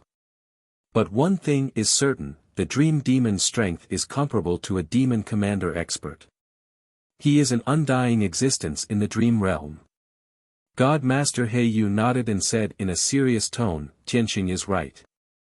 The dream demon has indeed reached the spirit refinement realm and cannot be killed in the dream realm. Furthermore, strictly speaking, the Grand Jia Luo Brahma Soul Nightmare wasn't a demon, human, or demon. It was an extremely special existence. It was ethereal and formless, without a physical body. It could only live as a parasite on an object. If it were to fight a person head-on, it would not be able to cause any substantial damage. But it could control the dream realm and use the power of the dream realm to kill people. It was impossible to guard against and could not be blocked. For thousands of years, the dream demon had used the dream realm to kill many experts, causing the experts of various races to be fearful of him. It's a pity that I never had the chance to meet him. Otherwise, I would definitely kill him." God Master He Yu's tone was sonorous, confident, and domineering. He was a half-step primordial soul expert and could easily crush any spirit refinement expert. No matter how strange the dream demon's methods were, he had the corresponding secret techniques and methods. He was confident that he could kill the dream demon. However, the dream demon seemed to be afraid of the monarch residence's reputation and did not dare to provoke them. Ji Tianqing and Kuan Wu both looked at God Master He Yu with burning eyes and asked, "God Master, do you know the dream demon very well?" "God Master, the dream demon's methods are so strange. How should we deal with it?"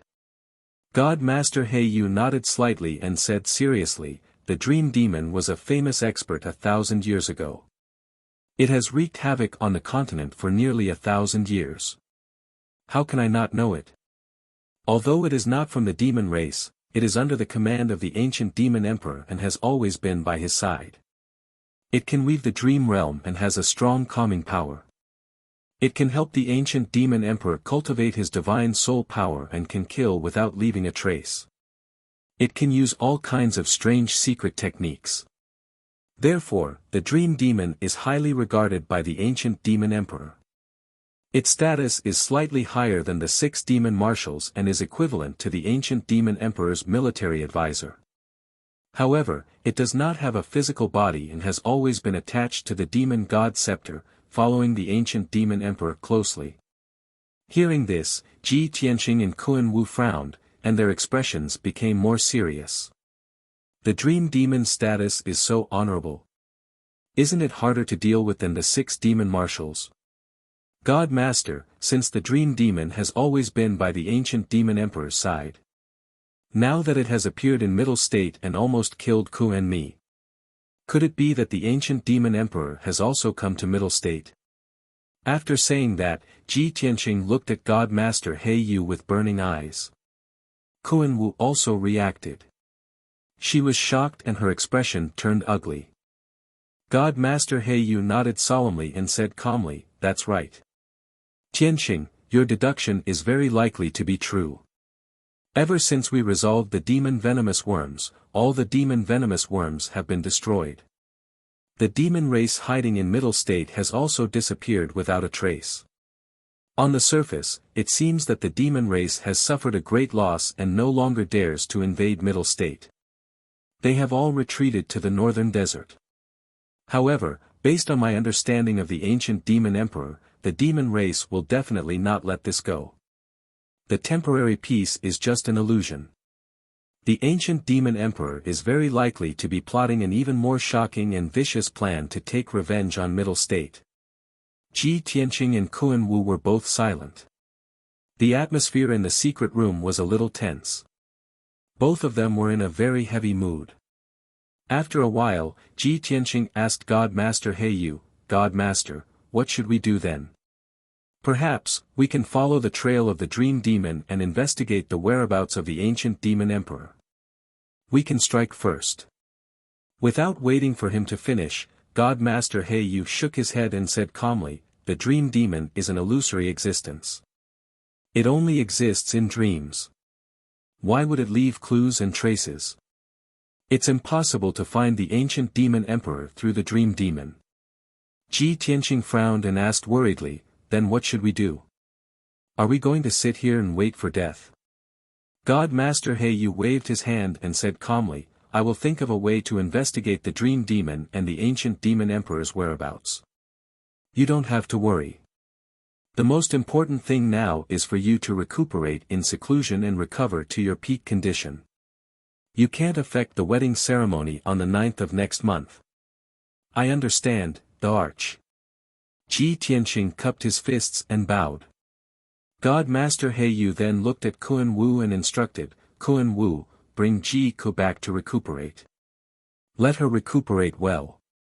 You must look after her and don't let anything happen to her. When I need to, I will look for her to find out more about the dream demon. Kun Wu hurriedly acknowledged the order. God Master Heiyu didn't say anything else and left the secret room. Kun Wu also brought the unconscious Ji Ku back to Kun Wu Palace to recuperate. Chapter 898.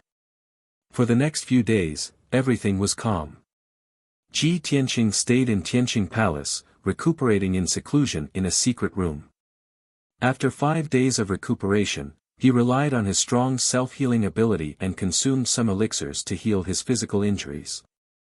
However, it was very difficult to use elixirs to heal soul injuries, and he couldn't recover quickly in a short period of time.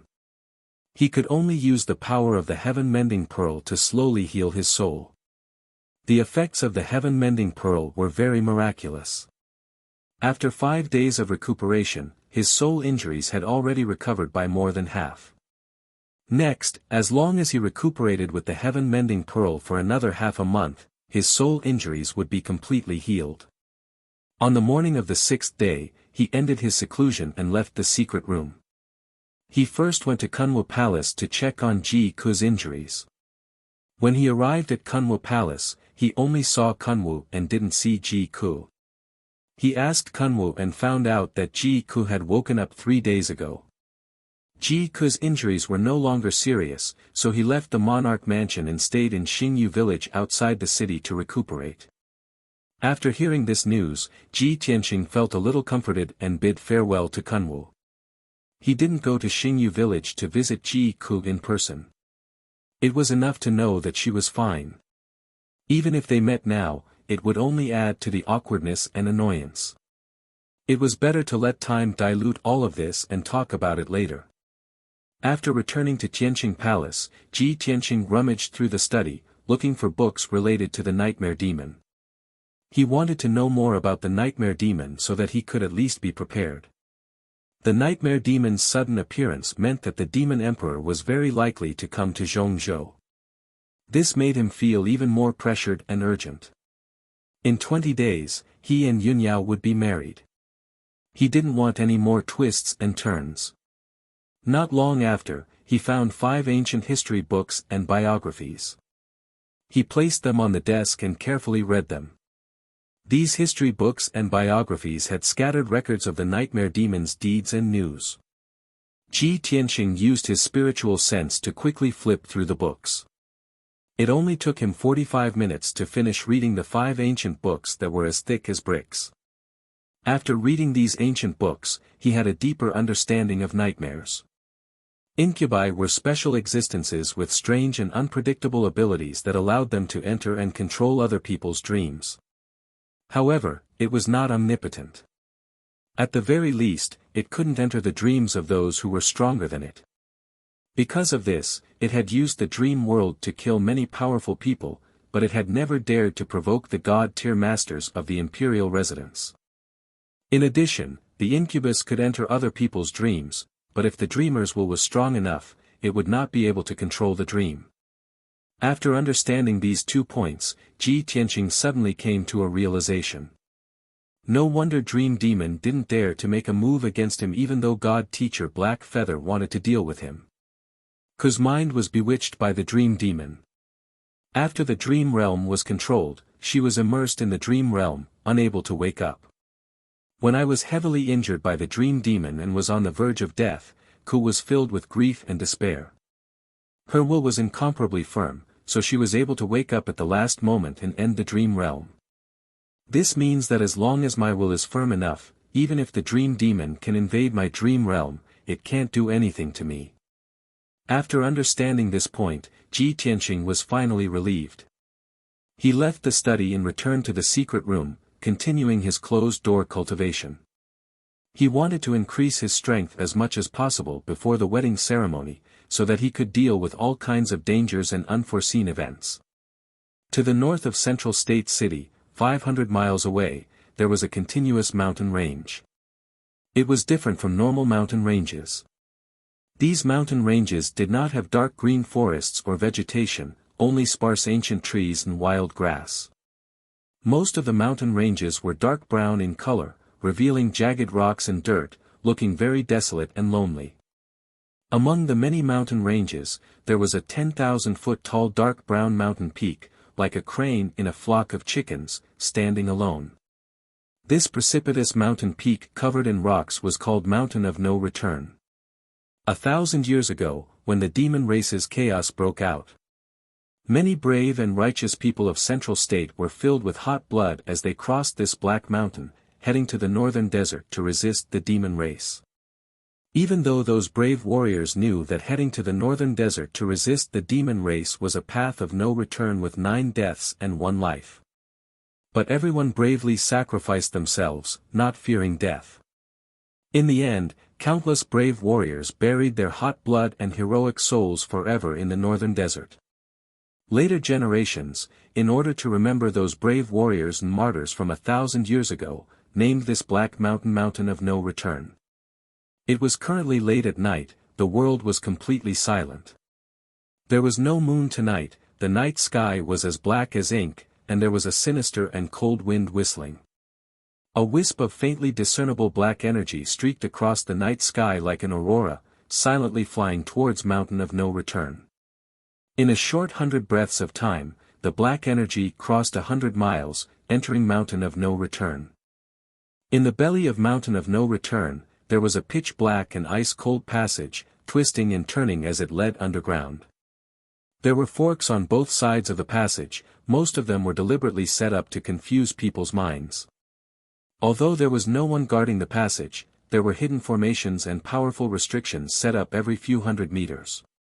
If someone unfamiliar with the situation rashly barged in, they would definitely be killed by the invisible formations. Even Heaven Prime cultivators were no exception. Whoosh! That wisp of black energy quickly passed through the passage, ignoring the many traps, hidden weapons, and formations. It quickly reached the deepest part of the passage. A black stone door that was 100 meters tall blocked the end of the passage. The two stone doors were tightly shut. A pair of ferocious-looking Azuras with sharp claws and wings were carved on the door, appearing solemn and mysterious, filled with dense demon chi. Without a doubt, the stone door was sealed by a powerful formation. Ordinary people would not be able to open it. But that wisp of black energy was as light as a feather, passing through the seal formation and entering behind the stone door. Behind the door was a huge, empty, and gloomy cave. The cave had a radius of 1,000 meters, surrounded by dark brown rock walls. The ground was also made of black rock, slightly uneven. Wisps of demon chi permeated the air, and a ball of bloody light rose from the center of the cave like a ball of fire. Under the bloody light was a huge demon Dao formation. The ground was carved with mysterious demon Dao patterns, crisscrossing patterns, and ancient demon race symbols. A demon race man who was more than 10 feet tall, had 2 heads, and a head full of white hair. He was sitting in the middle of the formation. His body was burly, and his skin was covered with black dragon scales. He had a pair of black bone wings on his back, just like the legendary Azuras. He was the current leader of the demon race, the ancient demon emperor. The demon emperor was meditating, and the ball of bloody light floating above his head contained an ancient scepter that was about 5 feet long and as thick as an arm. The scepter was completely black, and its design was simple and mysterious. 2 dark red blood dragons were carved on the handle. At the top of the scepter was a majestic and domineering evil god with 3 heads and 6 arms. Chapter 899. Only the demon emperor was sitting alone in the dark and empty demon cave. However, his entire body was exuding a domineering aura that looked down on all living things. It was a majestic aura that looked down on the world, causing the entire demonic cave to be like the 9 underworlds. It was eerie and terrifying to the extreme. That wisp of black smoke entered the cave and flew to the devil emperor, drilling into the devil god scepter inside the blood-red light ball. In the next moment, the blood-colored ball of light suddenly disappeared, turning into a dark red light that retracted back into the demonic god scepter.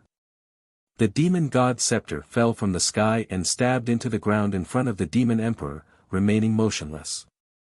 An illusory shadow was projected from the demon god scepter, standing in front of the demon emperor.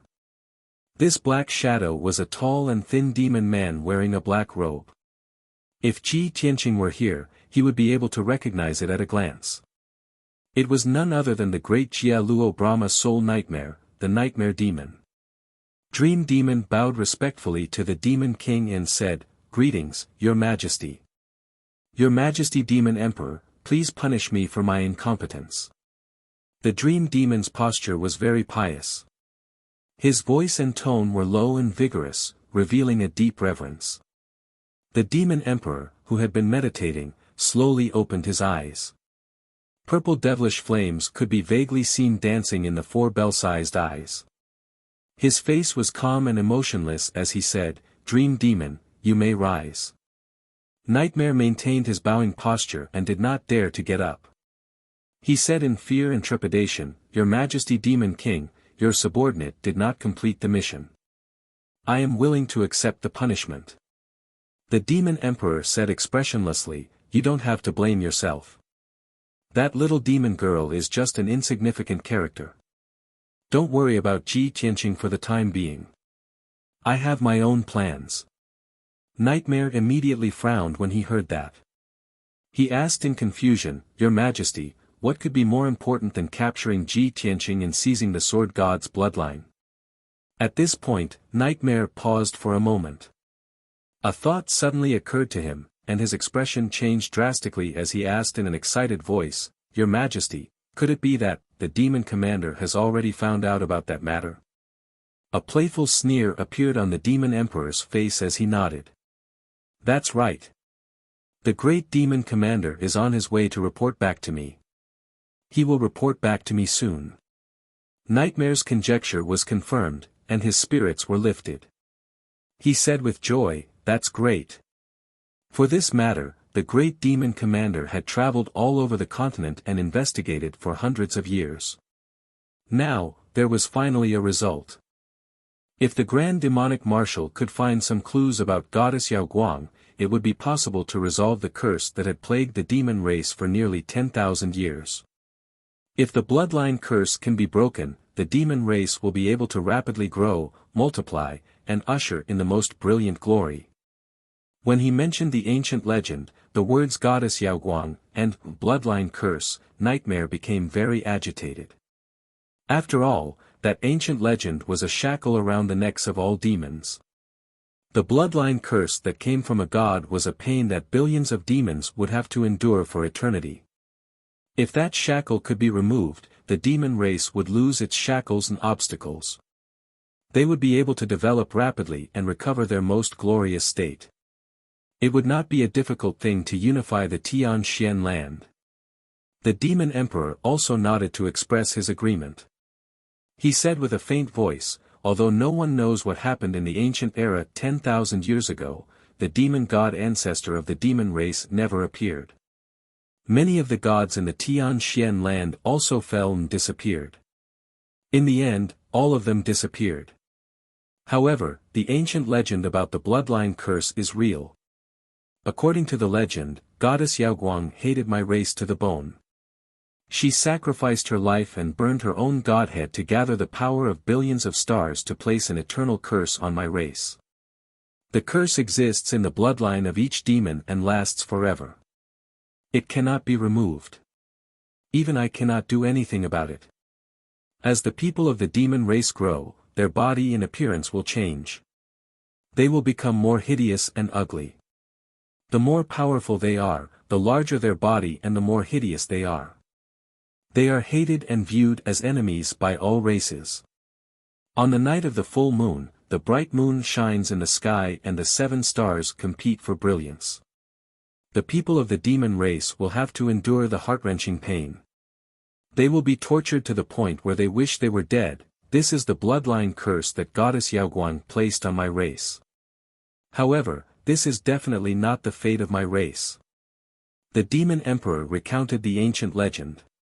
His tone was low and dignified, full of anger and unyielding.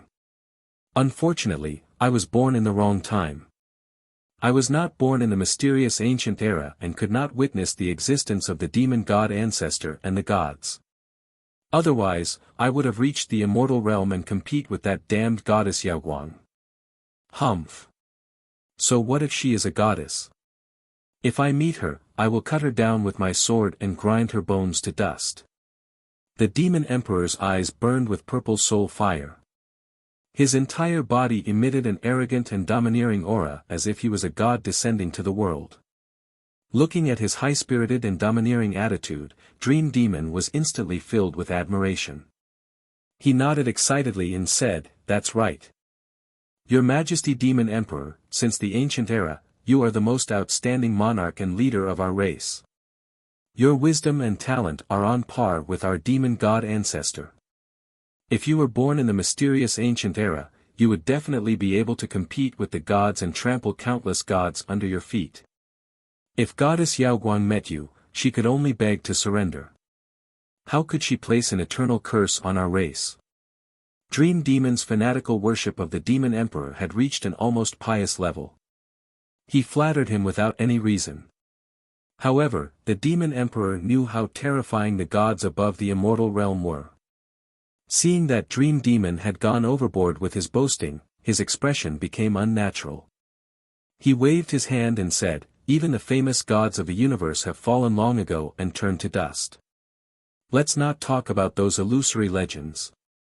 Let's wait for the Demon Commander to return and report the news." Dream Demon immediately nodded and stood respectfully to the side, waiting patiently. Not long after, the giant stone door of the demon cave opened. A ball of raging pitch-black demonic mist passed through the door like a streak of light and flew into the demonic cave. Whoosh! The surging devilish mist landed in front of the Demon Emperor, and immediately condensed into the form of a burly demon. This demon was more than 3 meters tall and had a strong body. He emitted a cold aura of death, as if he was a demon that walked out of hell. His entire body was covered in a cold, pitch-black armor. Only a pair of scarlet eyes could be seen, and not a single bit of skin or hair could be seen. Even his limbs were covered in black combat boots and black claw gloves. His head was also covered by a demon helmet. It was said that the black armor he wore came from the 9th underworld and was called the 9th underworld armor. He was the leader of the 6 demon commanders under the Demon Emperor, the most mysterious and powerful demon commander Dark Knight. Other than the ancient Demon Emperor, no one had seen his true face. For hundreds of years, he had been wandering around the Tian Xian land, trying his best to find clues about Goddess Yaoguang. Although he was not famous and did not have as many military exploits as the other demon commanders, he was still a demon commander. Chapter 900. Demon Commander Dark Knight looked at the Demon King and Dream Demon and bowed respectfully. "Your subordinate Dark Knight greets your majesty." "Greetings to Lord Dream Demon." His voice was deep and forceful, like the sound of metal clashing. There was even a faint echo. Such a peculiar voice made it impossible to tell his age, nor his joy or sorrow. This demon commander who had been wrapped in the 9 underworld armor his entire life seemed to be a machine born for slaughter, or perhaps it was more appropriate to call him a demon. The Demon King looked at him with shining eyes and nodded slightly. "Great Demon Commander, you may rise. You sent a message to me earlier, saying that you found clues about Goddess Yaoguang. Report it quickly." "As you command." Demon Commander Dark Knight hurriedly cupped his hands and saluted. Without any superfluous words, he immediately reported, "For more than 600 years, this subordinate has been following His Majesty the Demon Monarch's orders to investigate Goddess Yaoguang and find a way to break the bloodline curse. Although in the ancient legends, Goddess Yaoguang sacrificed her life and burned her godhead and died, she was still a deity. However, she is a legendary deity. She won't die so easily. She will most likely reincarnate or leave behind some inheritance." The Demon King nodded and said with a solemn tone, "That's right. How could a deity above the 9 heavens die so easily? Even if Goddess Yaoguang had truly died, she would have left behind her inheritance or the 7-star divine power. As long as we find her inheritance or obtain the 7-star divine power, we may be able to break the bloodline curse." Demon General Dark Knight listened in silence. After the Demon Monarch finished speaking, he continued to speak, "I have spent hundreds of years traversing the entire profound sky continent, searching for every forbidden ground and ancient ruin. Fortunately, I have not failed you. I have finally found a clue. It is said that 1,000 years ago, Kenshin came across a Neptunian divine pearl in a secret forbidden ground in the eastern sea's returning ruins. It seemed to contain a strand of Goddess Yaoguang's soul. Kenshin heard of Goddess Yaoguang's legend and remembered her sacrifice to save the world.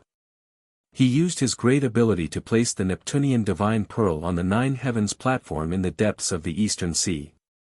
Kenshin wants the Neptunian Divine Pearl to use the Nine Heavens platform to absorb the power of the stars in outer space so that it can be tempered by the lightning of the Nine Heavens and be reborn as a human in the end. At this point, the Demon King furrowed his brows and growled, "It's that bastard Kenshin again. The Neptunian Divine Pearl, the Nine Heavens platform. 1,000 years ago, when I was at my peak, I also explored the Nine Heavens platform. However, before I could ascend the altar, I was heavily injured by the divine lightning of the Nine Heavens. Back then, I did not discover the Neptunian Divine Pearl on the altar either." Demon Commander Dark Knight explained in a hurry, "Your Majesty, Kenshin placed the Neptunian Divine Pearl after you were suppressed." The Demon Emperor furrowed his brows, cold killing intent and hatred flashing in his eyes. However, he suppressed his anger and asked in a deep voice, "What happened after that? Is the Neptunian Divine Pearl still on the Nine Heavens platform?" "Obviously, it's gone." Demon Commander Dark Knight shook his head gently. He said sternly, 10 years ago, I went to explore the Nine Heavens platform. I did not dare to approach it, so I secretly observed it for a long time before confirming that the Neptunian Divine Pearl had vanished. I spent another 9 years looking for information and found out the reason a few months ago. Finally, I came to a conclusion. 20 years ago, a mysterious expert made it to the Nine Heavens platform alone and took away the Neptunian Divine Pearl. Afterwards, the mysterious expert returned to the central plane and vanished with the Neptunian Divine Pearl. The Demon King frowned in confusion when he heard that. Dream Demon could not help but be filled with doubt as well. He asked, "Great Demon Commander, is this the result you speak of? If we can't find the Neptunian Divine Pearl, we still won't be able to get rid of the bloodline curse." Demon Commander Dark Knight remained as cold as ice. His body was as firm as a rock as he growled, "After countless investigations and analyses, I've finally confirmed one thing. After returning to the central plane, it's extremely likely that the mysterious expert placed the Neptunian Divine Pearl in the body of a prodigy. As long as we find that woman, we'll be able to obtain the Neptunian Divine Pearl and use it for ourselves." The Demon King immediately narrowed his eyes. Violet flames flickered in his eyes as he sneered sinisterly, "Humph, does that mysterious expert want the goddess of Yaoguang to be reborn in another body? 20 years ago, a prodigy, within the central plane, the range of our search has been greatly reduced. It won't be difficult to find that woman. Great Demon Commander, have you found out who that mysterious expert is?" Demon Commander Dark Knight shook his head gently and said indifferently, "I once suspected someone, but I was unable to confirm it. After all, that person hasn't appeared for over 200 years. The Demon King raised an eyebrow and asked sternly, "Are you talking about the patriarch of the monarch estate?" "Yes," Demon Commander Dark Knight nodded. The Demon King extended his hand and grasped the Demon God Scepter. He sneered, "The patriarch of the monarch estate has vanished for over 200 years. It's very likely that he has left the profound sky continent. As a result, I've come to the central plane this time with the founding ancestors' Demon God Scepter. I'll use this opportunity to bathe the central plane in blood and create an earth-shattering disaster there. I'll teach them an unforgettable lesson. I must obtain Ji Tianqing's Kenshin bloodline. And the Neptunian Divine Pearl, it's also mine. No one can stop the rise of our race." As he spoke, the Demon King's body exuded a formless domineering aura. Dream Demon was excited and was about to praise him. However, Demon Commander Dark Knight's voice was cold and emotionless as he said, "Your Majesty, I'm afraid this is inappropriate. Please reconsider. I've come to see Your Majesty today not only to report the news about the goddess of Yaoguang, but also to report a second piece of news." "What is it?" The Demon King immediately frowned and retracted his domineering aura. Demon Commander Dark Knight hurriedly reported, 5 days ago, the billions of netherworld bees under my control sent me strange news. I realized that something was amiss and took out the 10,000 soul banner. I used a secret technique to deduce the heavens and investigate the movements at the peak of the continent. I actually detected the aura of that expert. He seems to have returned to the profound sky continent. Demon Commander Dark Knight was the leader of the 6 great demon commanders and the expert that the ancient demon emperor valued the most. He was in charge of gathering information and investigating clues of ancient legends. He controlled the eyes and ears of the entire demon race. He reared billions of mysterious netherworld bees and spread them to every corner of the profound sky continent. They could monitor the movements of the entire continent and gather information about the major races and forces. Moreover, he also had the ancient treasure, the 10,000 soul banner. It could deduce the heavens and predict the future. It could also track the aura of experts and divine items from a distance. The Demon King and Dream Demon believed his words without a doubt. Their expressions changed on the spot. He's back. Chapter 901. In the current Tian-Xian continent, there was only one person who could make the ancient demon emperor fearful. That was the mysterious monarch Manor Lord. 1,000 years ago, the 2 most dazzling and top-notch experts on the continent were Kenshin and the ancient demon emperor. However, after the ancient demon emperor was suppressed and Kenshin left the Tian-Xian continent, the monarch Manor Lord became the publicly acknowledged number 1 expert. The Manor Lord was extremely mysterious. Almost no one in the world had seen his true face. Even the experts of various races did not know whether the Manor Lord was a man or a woman, or what realm he was at. Only a few people had seen the Manor Head in action, but they had only caught a glimpse of it. But they were already shocked. It was because of the existence of the Manor Lord that the Monarch Manor could control the entire Tian-Xian continent. No matter how powerful the races or forces were, even the imperial courts of various races were respectful to the Monarch Manor and did not dare to disobey. Now, the Manor Lord who had disappeared for more than 200 years had returned to the Tian-Xian continent. How could the Demon Emperor not be shocked? How could he not be angry? He had only recovered his strength to the spirit refinement realm. It was impossible for him to massacre the central continent. Therefore, he brought the demon god scepter, hoping to use the power of this divine item to create a shocking massacre in the central continent. However, the Manor Lord had returned. Even if he had the demon god scepter, he was not the Manor Lord's match. He had been plotting and looking forward to this plan for a long time. He had to change it accordingly. Dream Demon's expression was extremely dark. He cursed in a low voice, "That damned Manor Lord, he actually returned at such a crucial time. Did he receive some news?" The Demon Emperor frowned and thought for a moment. He said with a serious expression, "The outside world said that the Manor Lord had disappeared for more than 200 years. We mistakenly thought that he had left the Tian-Xian continent. Now that he has suddenly appeared at such a crucial time, I suspect that he has never left the Tian-Xian continent. Or perhaps, he had already returned a few decades ago and had only been hiding in some forbidden ground." Thinking about it this way, the mysterious expert who took the Neptunian Divine Pearl 20 years ago is very likely him. Demon Commander Dark Knight said in a cold voice, "Your Majesty, in today's world, the Monarch Manor's master is the strongest. He has the deepest understanding of our race and is our strongest enemy.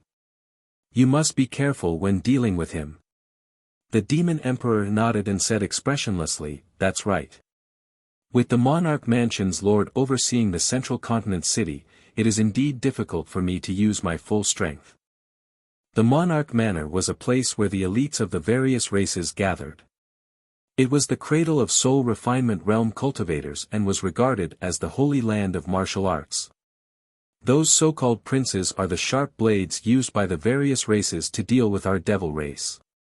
I have thought of eradicating the imperial residence countless times and killing all the princes to prevent future troubles.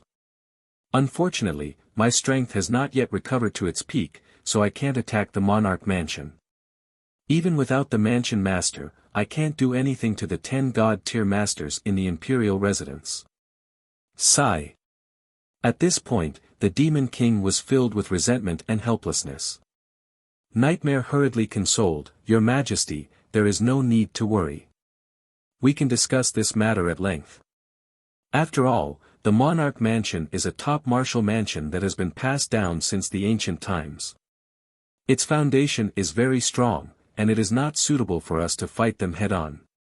The most important thing now is to find the Neptunian Divine Pearl and remove the bloodline curse on our race as soon as possible so that our people can grow stronger and recover to their peak state 1,000 years ago. Also, we have to take Ji Tianqing's Kenshin bloodline and help your Majesty recover his strength as soon as possible. As long as we wait for another 10 years until your Majesty recovers to the primordial soul realm, and our people grow stronger, it will be the best time for us to conquer the world and unify the profound sky continent.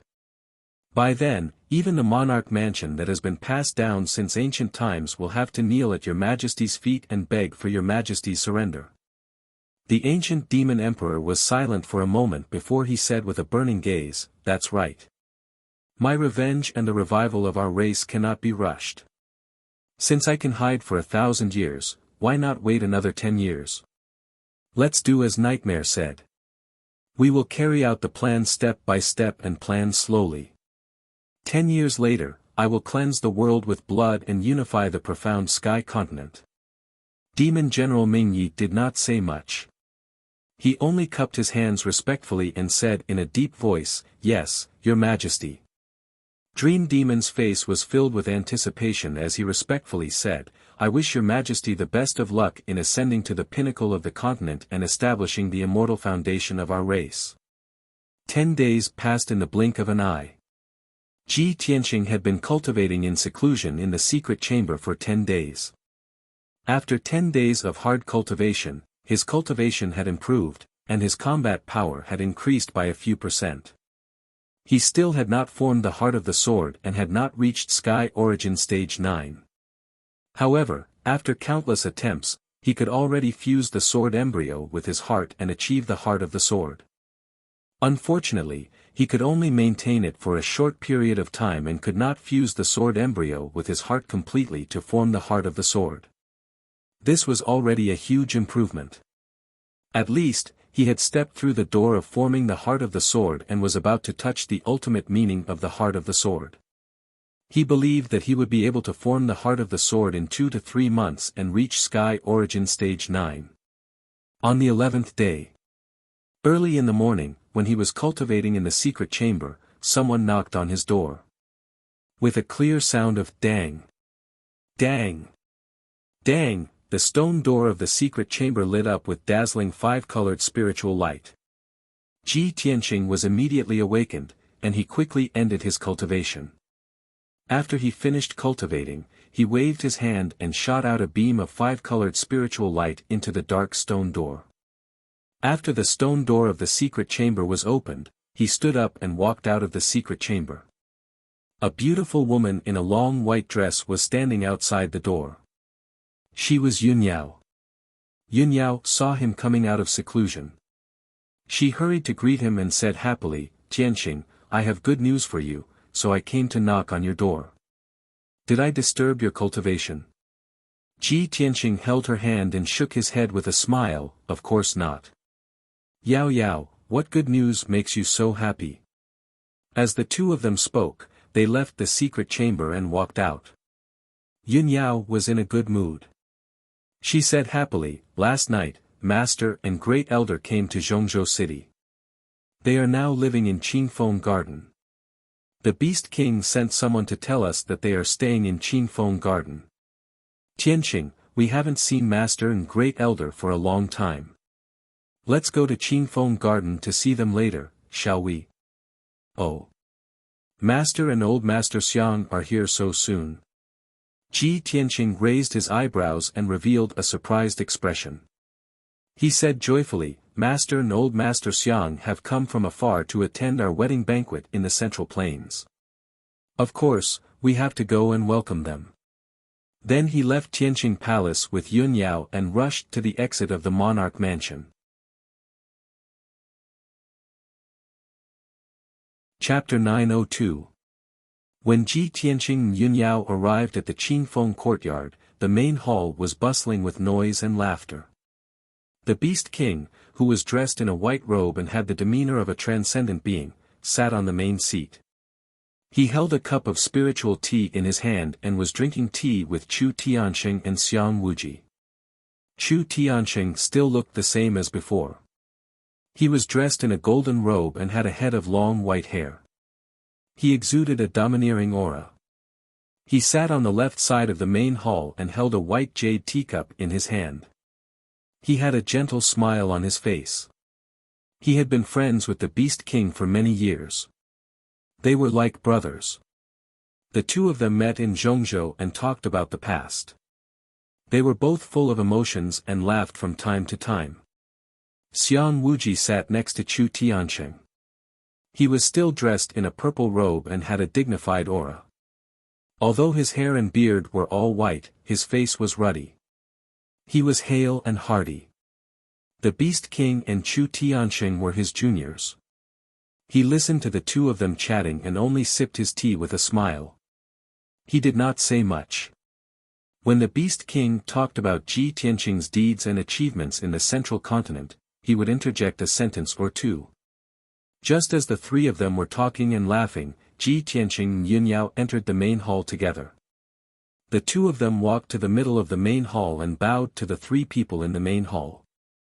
Greetings to the Grand Elder, Master, and Senior Beast King. The three elders immediately stopped talking.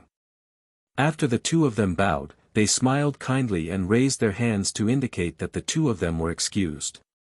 Xiang Wuji and Chu Tianqing had come from afar. They looked travel-worn and tired. However, when the two of them saw Ji Tianqing and Yun Yao, they were excited and full of joy. Xiang Wuji's eyes shone brightly. He laughed heartily and said, "Tianqing, you brat. I haven't seen you for half a year. You've changed so much. Back then, when we were in the sect, this old man knew that you were not a fish in a pond, and that you would soar into the sky one day. I never thought that this day would come so quickly." When Ji Tianqing was in the sky-bearing sect, Xiang Wuji treated him as his own son and took great care of him. He even taught him all the skills he had learned in his life. Ji Tianqing would forever remember this kindness. He would never dare to forget it. Even though he was a genius and was far stronger than Xiang Wuji, he was still very respectful to Xiang Wuji. "Old man, Tianqing's achievements today are all thanks to you. If it wasn't for your careful nurturing and taking care of me in every possible way, how could I have grown up so smoothly?" Ji Tianqing walked up to Xiang Wuji and thanked him sincerely. However, before he could finish, he was interrupted by Xiang Wuji. Xiang Wuji waved his hand and laughed, "You little brat, don't try this with this old man.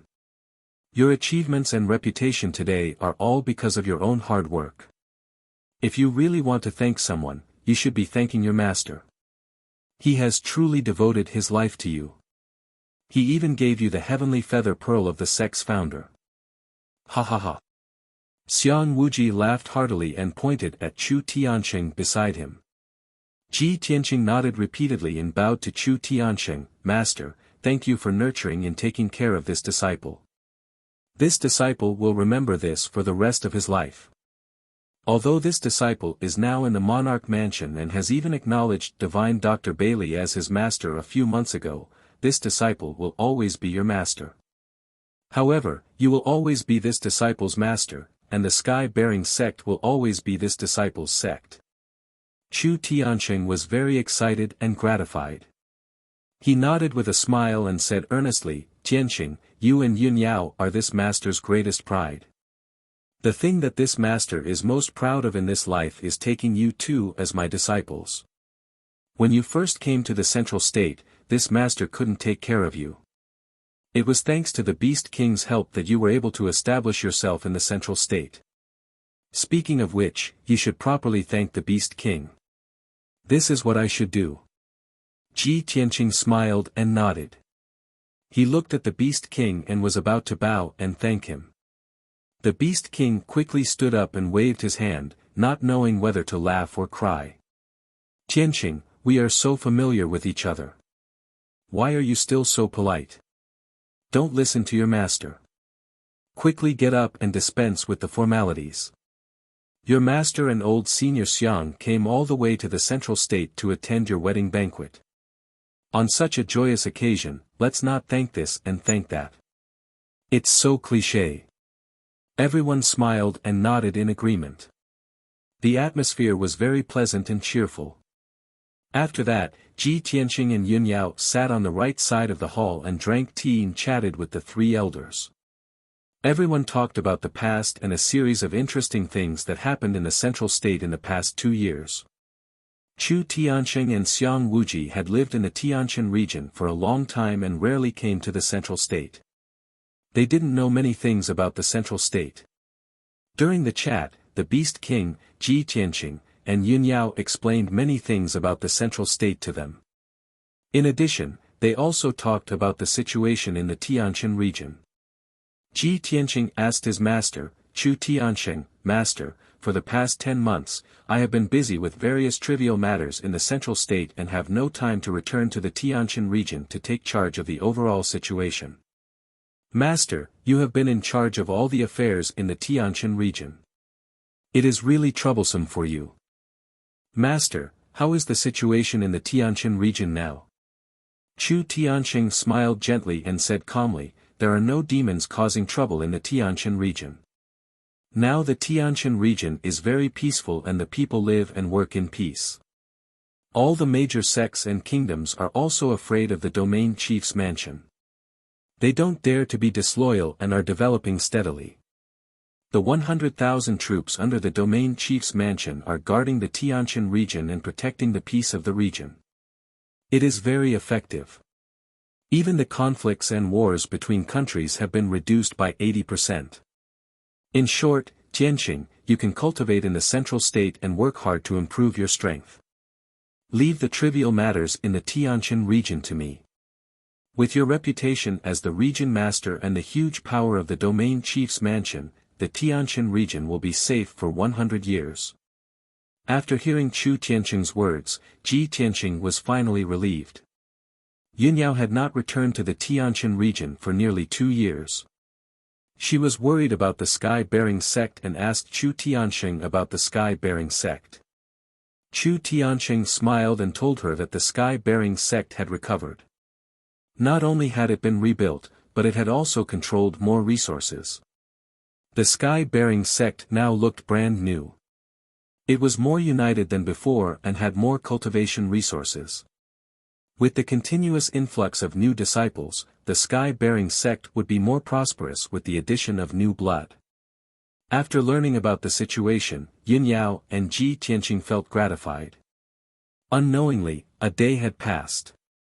In the evening, the Beast King arranged a sumptuous banquet for Chu Tianqing and Xiang Wuji to welcome them. Everyone was very excited and happy to be reunited after a long time. They drank to their heart's content and chatted merrily at the banquet. After the banquet, Xiang Wuji was drunk and the Beast King was also tipsy. They left the banquet and went to rest. Although Chu Tianqing was a little drunk, he was still sober and calm. Chapter 903. Both Ji Tianqing and Yun Yao could see that although Chu Tianqing was happy and gratified, there was a hidden worry in his heart. The two of them didn't ask much and followed Chu Tianqing into the study. The door of the study was closed, and Chu Tianqing sat down on the rattan chair in front of the desk.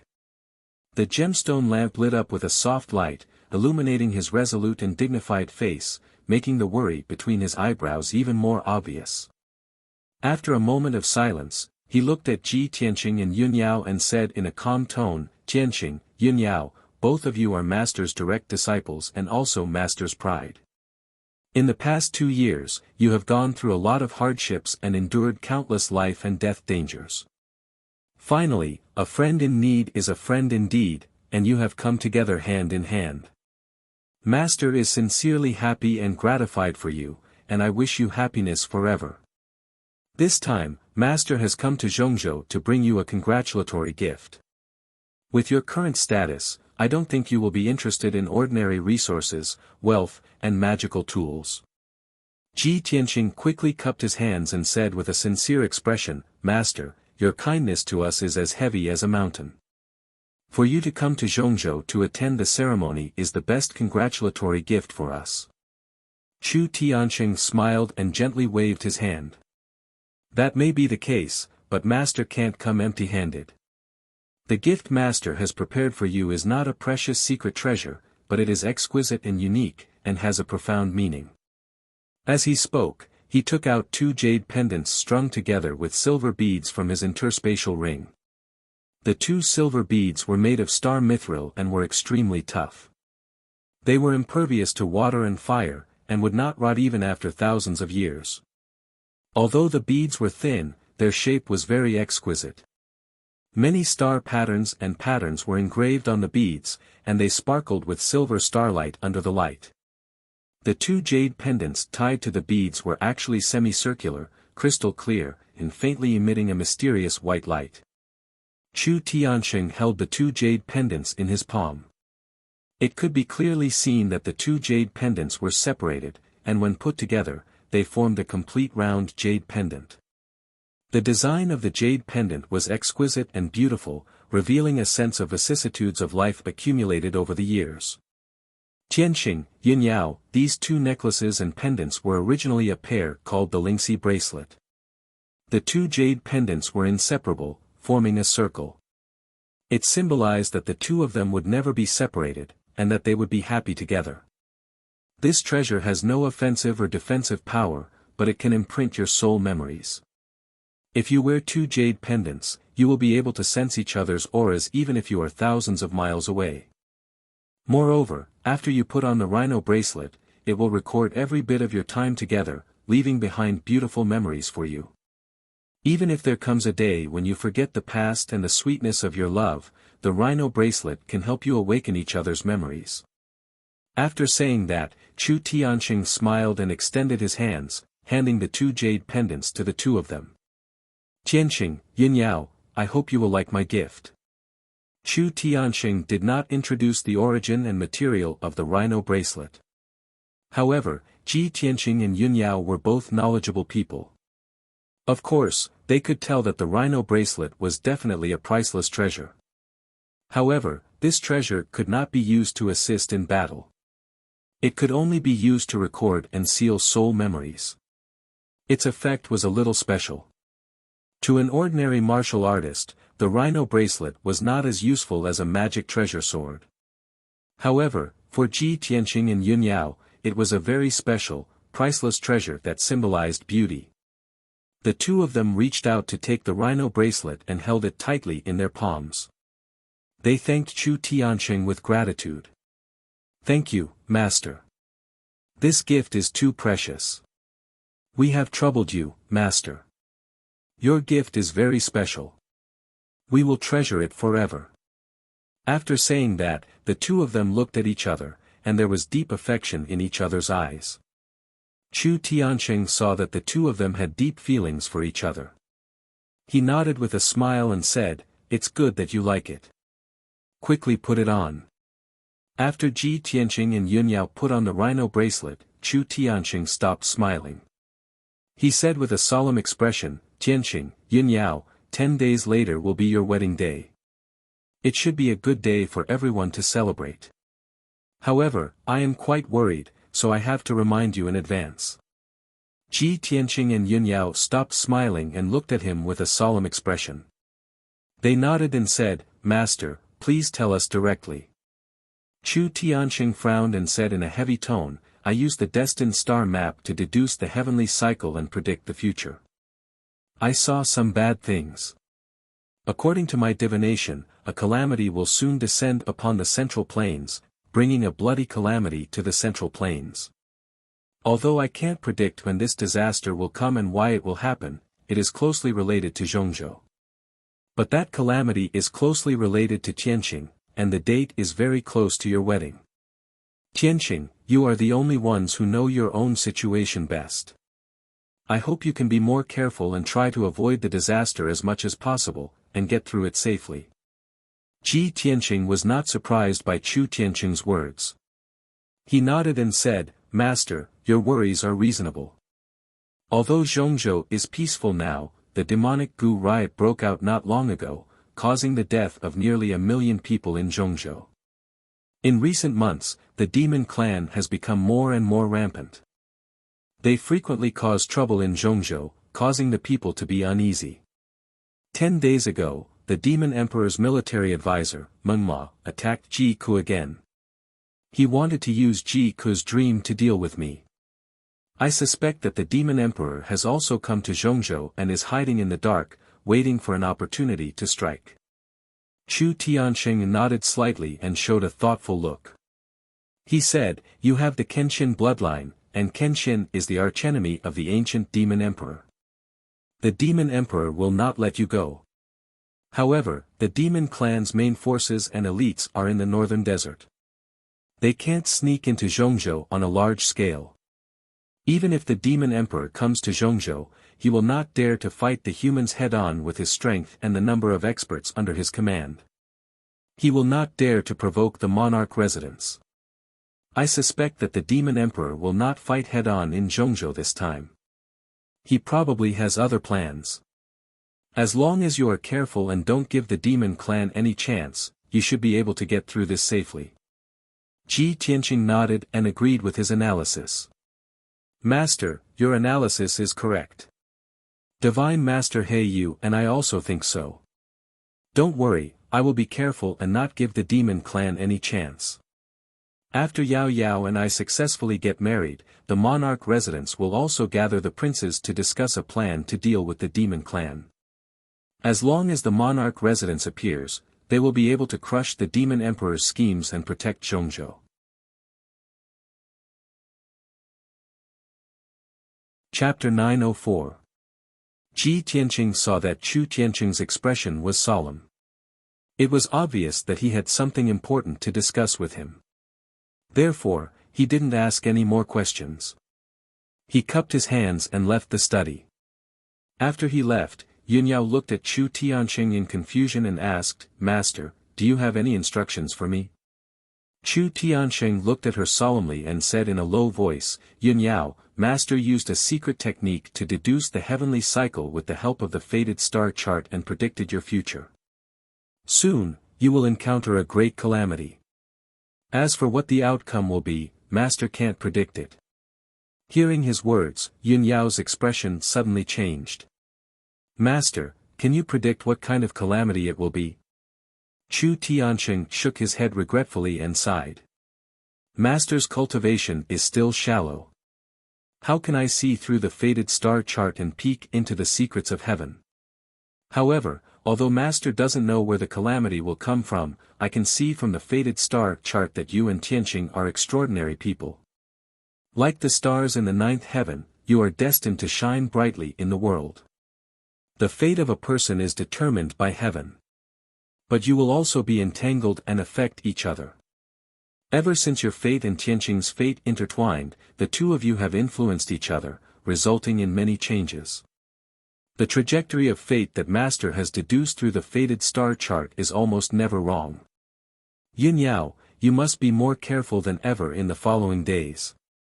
Only then can you survive the calamity and turn danger into safety. Chu Tianqing's tone was extremely solemn, revealing eagerness and worry. Yin Yao's heartstrings immediately tightened. She was silent for a long time before she nodded with a solemn expression and said, Thank you for your reminder, Master. This disciple will definitely act cautiously. N. Chu Tianqing nodded slightly and said in a somewhat helpless tone, Master can only help you up to this point. I hope that you can seek fortune and avoid disaster. As long as the two of you can be safe and happy, even if Master has to suffer the backlash of revealing the secrets of heaven, I am willing to do it. There was an ancient saying that heaven's secrets must not be revealed. Chu Tianqing had relied on the heaven pillar sect's ultimate treasure, the destined star chart, to peer into the heavens and predict the future. This was an act that defied the heavens. People who defied the heavens naturally had to suffer the punishment of the heavenly Tao and suffer an invisible backlash. Although he wouldn't be able to see any changes in the short term, he would definitely be punished in the end. Thinking of this, Yun Yao's mood became heavier. It was as if a huge rock was pressing down on her heart. Master, why are you doing this? For us, you. Chu Tianqing raised his right hand and interrupted her. He calmly said, there is no need to say more. Master is someone who has already died once. To be able to live until now is already a great fortune. Being able to witness the growth and union of you and Tianqing, I already have no regrets in my heart. Yun Yao frowned and pursed her lips tightly. There were all kinds of complicated emotions in her heart, but it was difficult for her to say anything. She was silent for a while. In the end, she suppressed the thousands of words in her heart and bowed deeply to Chu Tianqing. After bowing, she said goodbye to Chu Tianqing and left the study. The night was dark, and there was no moon in the night sky. The Cloud Spirit Palace, which stood in the sea of clouds, was silent. Only a few lights were lit. In the depths of the Cloud Spirit Palace, there was a magnificent and solemn palace called the Wind Cloud Palace. This Wind Cloud Palace was the residence of the family head, Yun Zhongqi. At this moment, there were two people talking in Yun Zhongqi's personal secret room. In the luxurious and exquisite secret room, the spirit qi of heaven and earth had condensed into a spirit qi pool. The room was silent, and the gemstone lamps on the wall emitted brilliant spirit qi. In the main seat in the north of the secret room, there was a thin middle-aged man in a black robe. This person had black hair and a black robe. His attire was very simple, but he exuded an aloof aura. He was the Divine Master of the Monarch Residence, He Yu. Divine Master He Yu's back was facing the door of the secret room. He looked indifferently at the star chart on the wall. No one knew what he was thinking. In the middle of the secret room, there was a burly man in a golden robe. He wore a double dragon crown. He was the family head, Yun Zhongqi. He bowed to Divine Master He Yu and asked respectfully, Divine Master, you have come so late at night. Do you have any orders for me? Divine Master He Yu did not turn his head. He continued to look at the star chart on the wall. He said expressionlessly, 20 years ago, on the same night, I came to the Cloud Spirit Palace with the family head Yun. Do you still remember what happened back then? Yun Zhongqi was stunned. He vaguely guessed something and hurriedly nodded. He said, if the family head had not saved me back then, my daughter would have died. How could I forget the family head's saving grace? Divine Master, you came here tonight to see me alone. Could it be that you have news about the family head? That's right. Divine Master He Yu's eyebrows relaxed, and a smile appeared on his lips. He said, there are rumors in the outside world that Mansion Master has disappeared for more than 200 years and has never appeared. However, only the two of us know that the family head risked his life to ascend the Nine Heavens platform. However, he was severely injured by the Nine Heavens divine thunder. After that, the family head went to the God-Sealing Mountain to recuperate. Now, the 20-year time limit is up. Last night, I used a secret technique to search the God-Sealing Mountain and indeed found the family head's aura. The family head is about to come out of seclusion and return to middle state. Yun Zhongqi was also excited when he heard the news. He said happily, that's great. Ever since the Demon Emperor reappeared, the Demon Clan has become more and more rampant. If the family head returns and stays in middle state, he will definitely be able to protect the world. Divine Master He Yu nodded and said proudly, of course. With the ancient Demon Emperor's current strength, even if he has the Demon God Scepter, he is definitely not the family head's match. However, the family head is about to come out of seclusion. I am worried that the Demon Emperor will find out about this and plot against us. Therefore, I will be heading to the God-Sealing Mountain tomorrow to welcome the family head back. Yun Zhongqi nodded but did not say anything. Divine Master He Yu turned to look at him and said sternly, also, I came to look for you tonight to inform you of an important news. To Yunyao, this piece of news was perhaps a great opportunity and fortune. 20 years ago, before the family head went into seclusion, he said that he would bring Yunyao out of middle state to complete an extremely important task after he finished recuperating. Yun Zhongqi was put in a difficult position. Great Divine Master, my daughter will be getting married in 10 days. She just got married to Ji Tianqing, and they are newlyweds. If the family head wants to bring her out of middle state now, my daughter will definitely not listen. Divine Master He Yu immediately frowned, and his expression became serious. He said sternly, Family head Yun, have you forgotten what the family head said before he went into seclusion? The family head saved Yunyao's life, and the family head has already arranged her fate.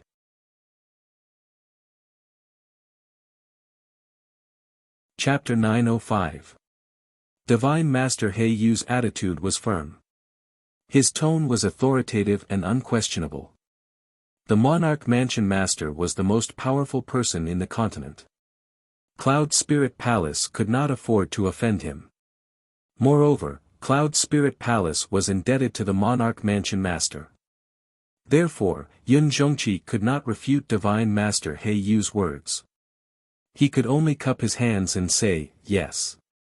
Divine Master He Yu did not waste any more time. He said, you're on your own. Then, he left the secret room.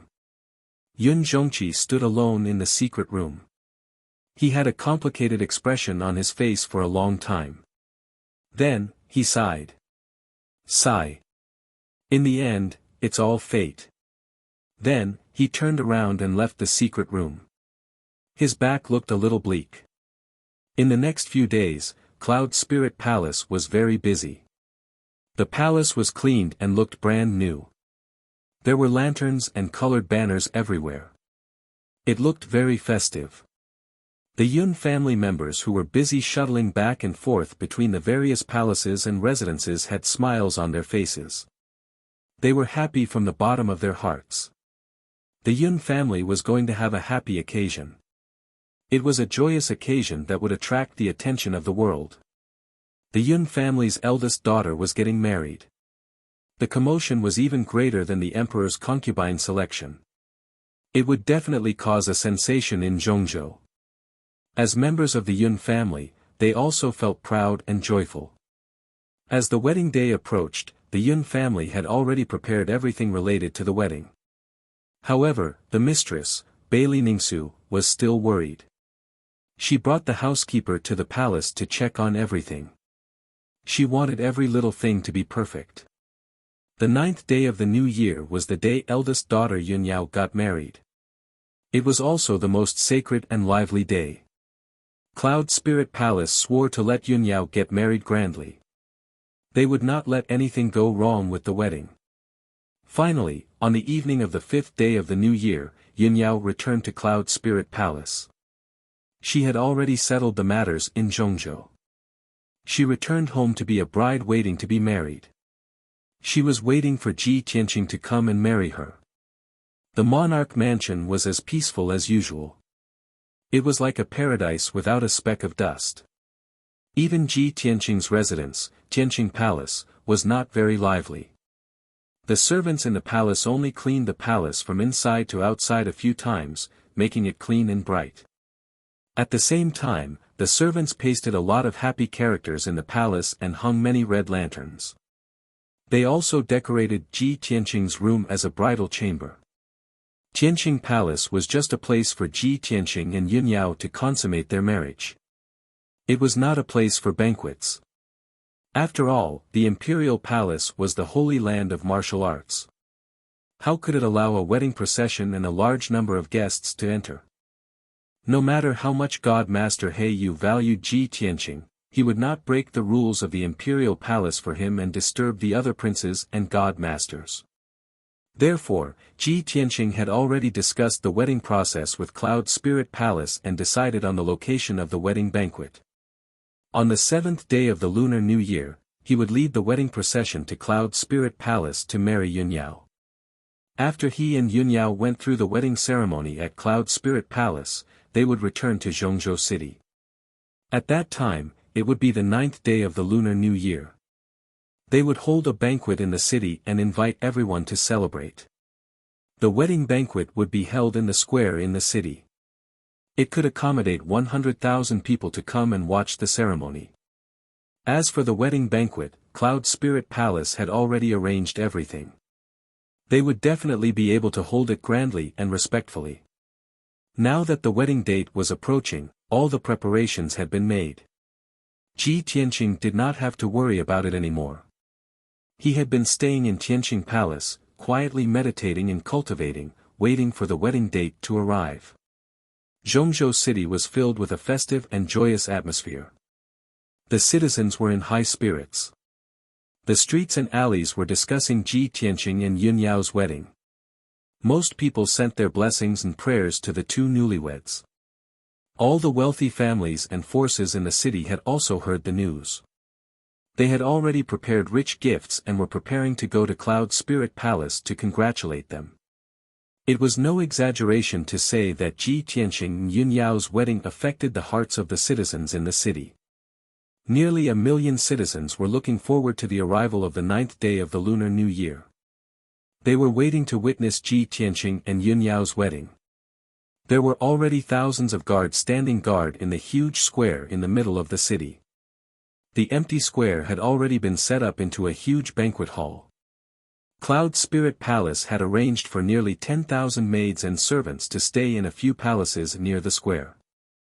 The wedding banquet could begin immediately on the 9th day of the Lunar New Year. It would definitely be luxurious and grand. Finally, it was the 7th day of the Lunar New Year. Early in the morning, a layer of dark clouds covered the sky above Zhongzhou City. In the heavenly palace, the 200 guards of honor were already in formation, ready to set off. Ji Tianqing changed into the bridegroom's bright red robe. After he was ready, he left the monarch palace with the majestic honor guards. He rode on Qian Yu and flew at the front of the group. Yan, and Jiang Chen rode on spirit birds and followed closely behind him. 200 honor guards rode on 100 flying spirit beasts and rushed to Cloud Spirit Palace at lightning speed. Chu Tiansheng and Xiang Wuji did not follow them. The two of them were still staying in Qingfeng Courtyard. They could attend the wedding banquet on the 9th day of the Lunar New Year. When this bridal escort troop flew above Central Continent City, it drew the attention of countless commoners who stopped to watch, moreover releasing waves of cheers. Yan was so happy that he danced with joy. He was so happy that his little face was a little red. He followed Ji Tianqing closely and said excitedly, "Senior brother Tianqing, did you see that? The entire city is giving you and senior sister their blessings. Tomorrow, when we reach Cloud Spirit Palace, you will be able to see senior sister.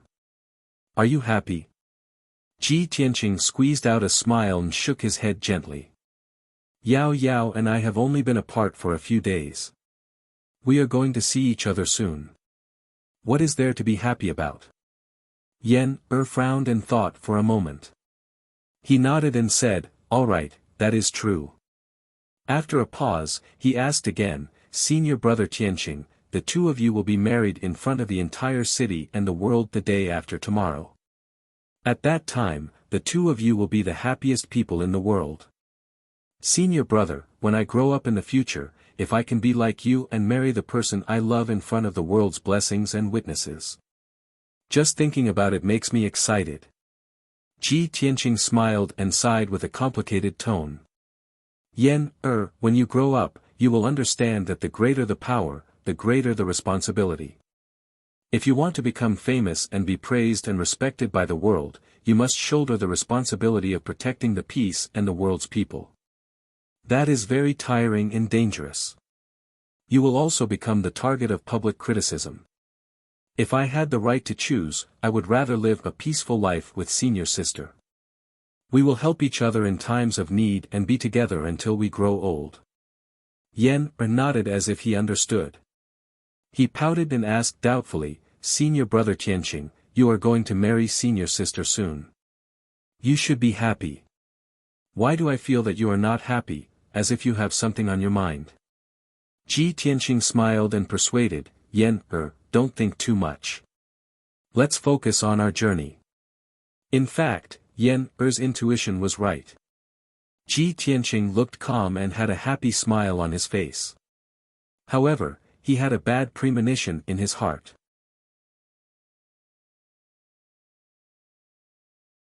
Chapter 906. An entire day passed.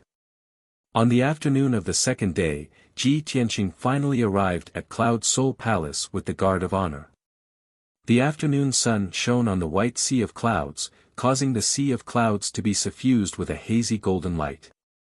It was like a fairyland. Cloud Soul Palace stood in the sea of clouds. It was as sacred and majestic as ever. However, the current Cloud Spirit Palace was much more festive and lively than usual. Even though they were still 20 miles away, Ji Tianqing could clearly see that the square outside Cloud Spirit Palace was filled with solemn ceremonial guards. There were at least 10,000 red-clothed guards and red-dressed maidservants. They lined up from the edge of the square to the entrance of Cloud Soul Palace. The Guard of Honor stood on both sides of the square.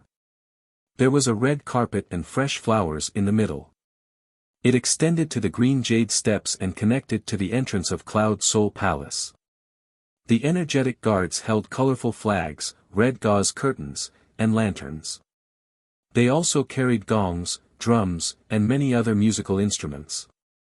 There were also 2,000 halberd-wielding guards. They stood on both sides of the road like stone statues, showing the majesty of Cloud Soul Palace. The young and beautiful maidservants carried baskets of flowers or instruments like pipa, harp, flute, and guzheng. They were all waiting quietly on the square. What a magnificent ceremonial procession of 10,000 people. In the entire Middle Continent, perhaps only an ancient family like the Cloud Spirit Palace could arrange such a huge formation. Fortunately, the square of Cloud Soul Palace was big enough to accommodate such a grand guard. In addition to the Guard of Honor, there were also thousands of martial artists from all over the world in the square. They were all guests who came to Cloud Soul Palace to congratulate. They were attracted by the Guard of Honor and came to the square to watch the show. They were waiting to admire the glory of the Emperor's son. When Ji Tianqing saw the Guard of Honor on the square, a look of surprise flashed in his eyes. He thought to himself, the Yun family actually set up a guard of 10,000 people to welcome me? Even the imperial court didn't set up such a grand guard and the emperor chose his concubine. Uncle Yun said that he wanted the wedding to be grand, but isn't this a little too high profile? After a while, when he landed on the square with the Guard of Honor, everyone's eyes were on him. Boom! Boom! Boom! Boom! 3 cannon salutes were heard, and immediately, the tens of thousands of people in the Guard of Honor played a joyful music. The strong guards beat the gongs and drums, and the pretty maids sprinkled fresh flowers. The young and beautiful dancers began to dance gracefully. The spectating martial artists also cheered. Immediately, the sound of gongs and drums filled the square. Cheers erupted like a mountain torrent, resounding through the clouds. A festive and solemn atmosphere enveloped the square and the entire Cloud Spirit Palace. Ji Tianqing led Jiang Chen, and the 200 people who were escorting the bride. They stepped on the red carpet that was covered with fresh flowers, crossed the square, and walked towards the entrance of Cloud Spirit Palace. He walked through the crowd with a smile on his face. His entire body exuded a confident and dignified aura unique to a prodigy. He appeared to be in high spirits and extraordinary. The many guests in the square immediately exclaimed and began to discuss. Wow, is this the son-in-law of Cloud Spirit Palace? He is the #1 genius of our clan, the most dazzling prince of the monarch mansion. As expected of a prodigy prince. Such elegance is rare.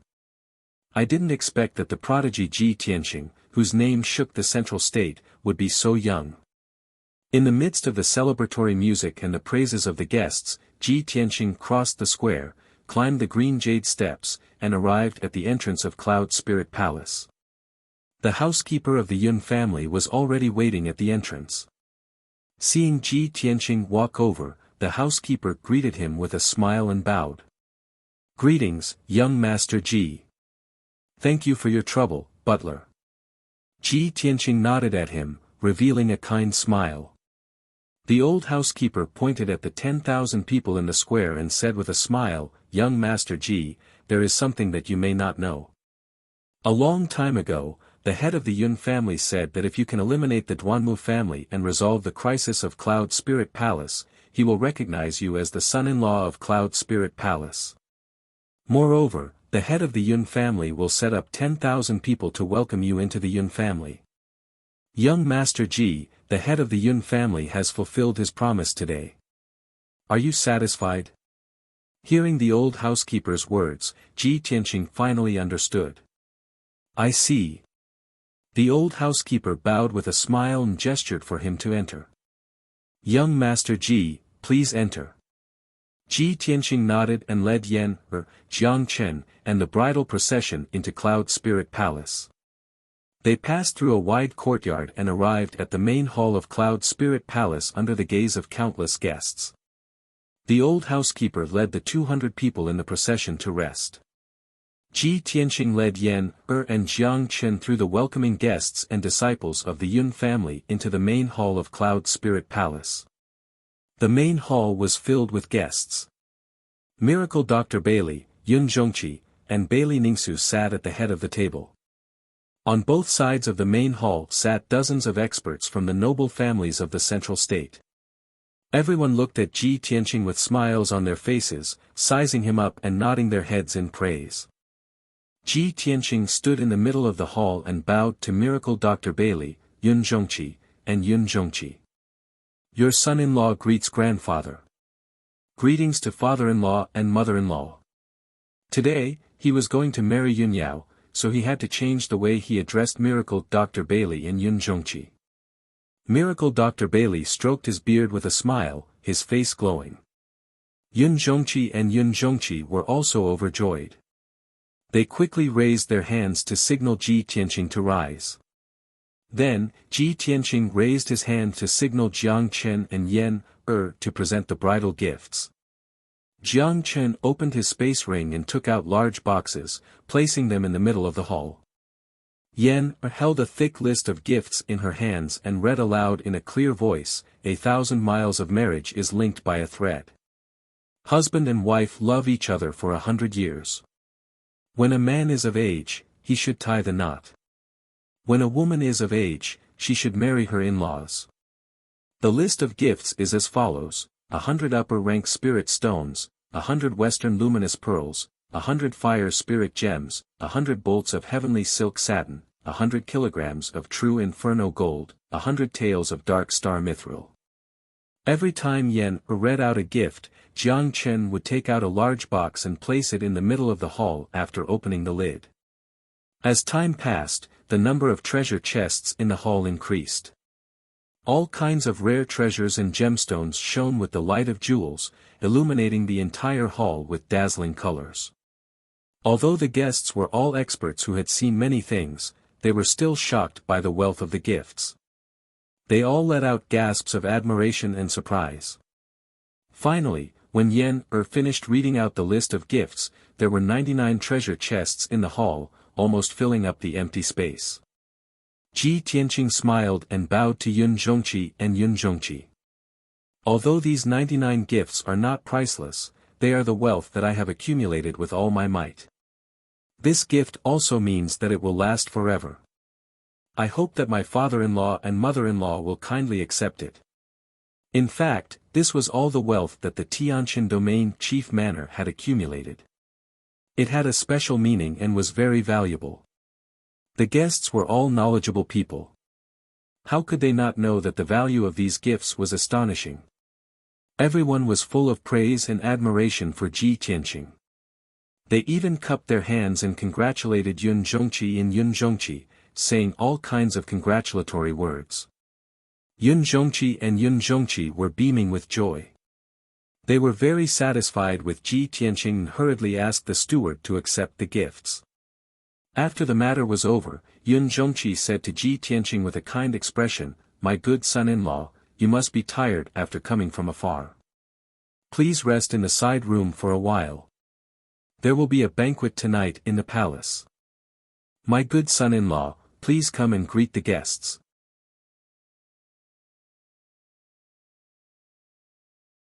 Chapter 907. Ji Tianqing brought Yan, and Jiang Chen to rest in the other courtyard. He only appeared again when night fell and went to the main hall to attend the banquet. The main hall was decorated with lanterns and colored banners. It was a joyous scene. Hundreds of experts from various powerful forces were gathered in the main hall. They raised their cups and drank together. Laughter filled the hall. The guests took turns toasting Miracle Dr. Bailey, Yun Zhongqi, Ji Changkong, and the others.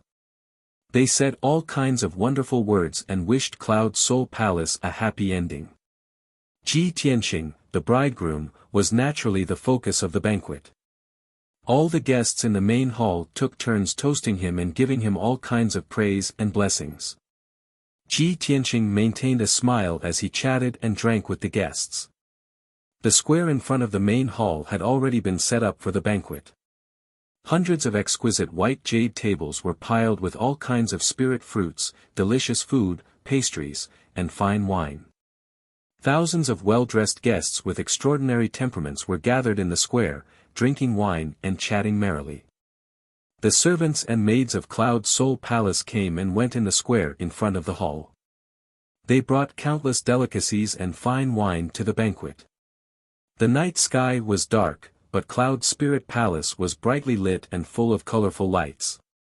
The palace was filled with bustling crowds, filled with clamorous voices, and filled with a festive atmosphere.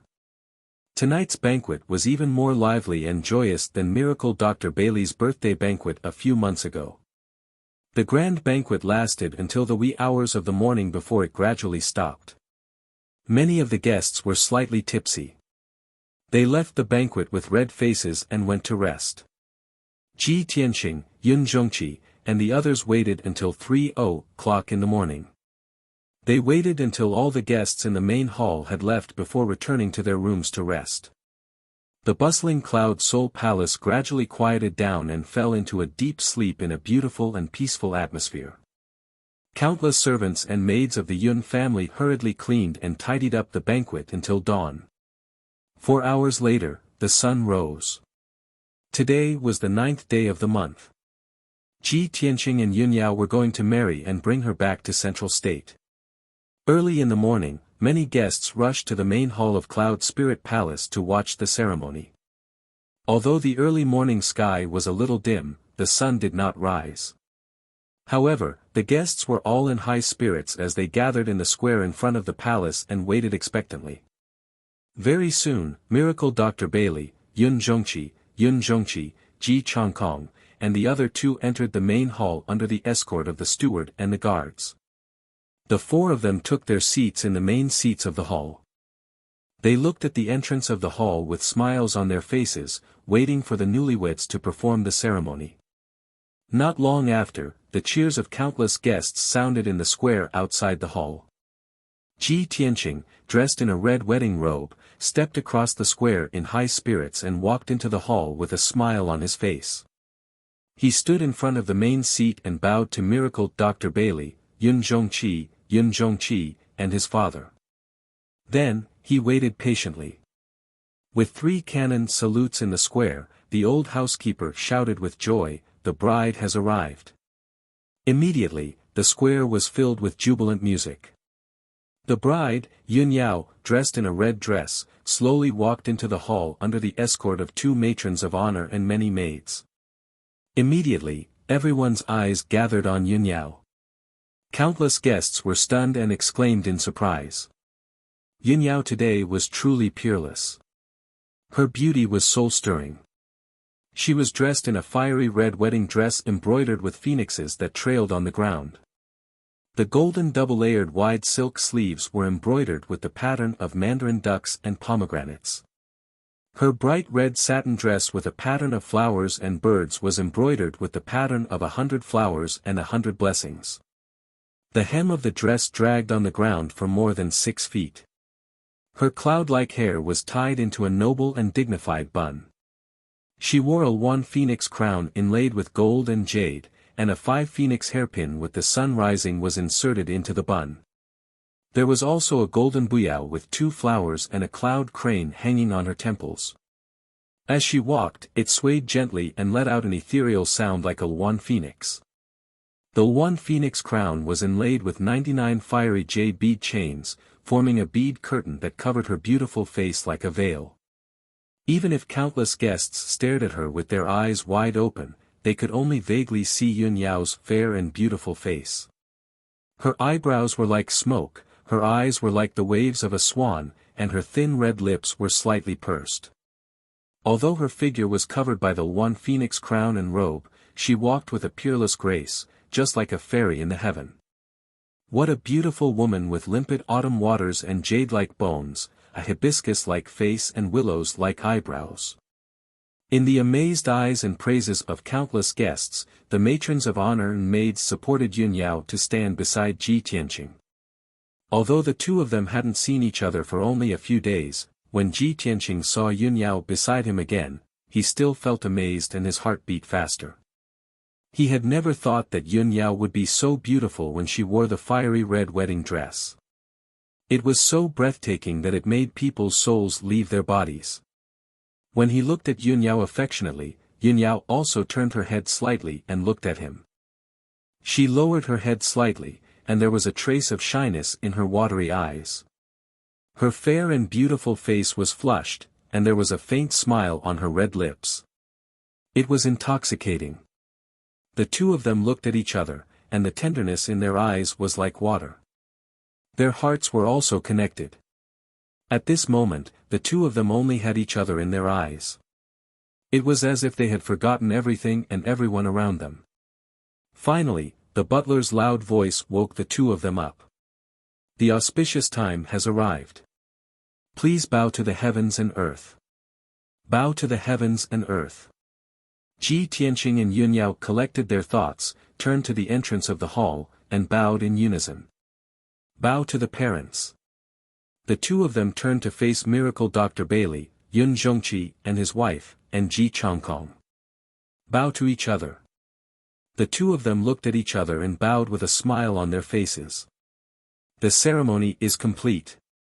Following the old butler's loud voice, Ji Tianqing and Yun Yao finished their ceremony and became husband and wife.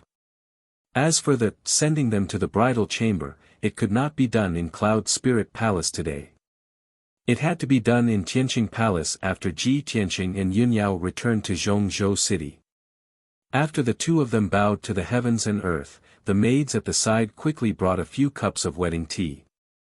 Ji Tianqing and Yun Yao picked up the tea at the same time and served tea to Miracle Dr. Bailey, Yun Zhongqi and his wife, and Ji Changkong. After the tea was served, the ceremony came to an end. Ji Tianqing and Yun Yao bid farewell to Miracle Dr. Bailey and Yun Zhongqi and his wife. Amidst the laughter of the guests, the two of them left the main hall and walked to the square outside the hall. In the square, the wedding procession of 200 people was ready to go. Yan and Jiang Chen stood at the front of the procession, waiting with smiles on their faces. There was an exquisite and luxurious flower carriage in the procession. It was as big as a house, and it was made of gold and jade. Thousands of gems were embedded in it, and it shone brightly.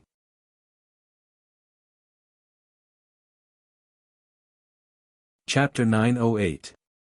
Ji Tianqing and Yun Yao boarded the bridal sedan amidst the deafening sounds of gongs and drums and the cheers of countless guests. After everything was ready, the bridal escort team set off at Jiang Chen's command. 200 people escorted the bridal sedan pulled by 9 white feather pegasi into the sky and rushed towards Zhongzhou City. Behind the wedding procession, there was also a 600-man honor guard. This was the bridal escort team sent by Cloud Soul Palace. There were 200 maids and 400 elite guards in the team.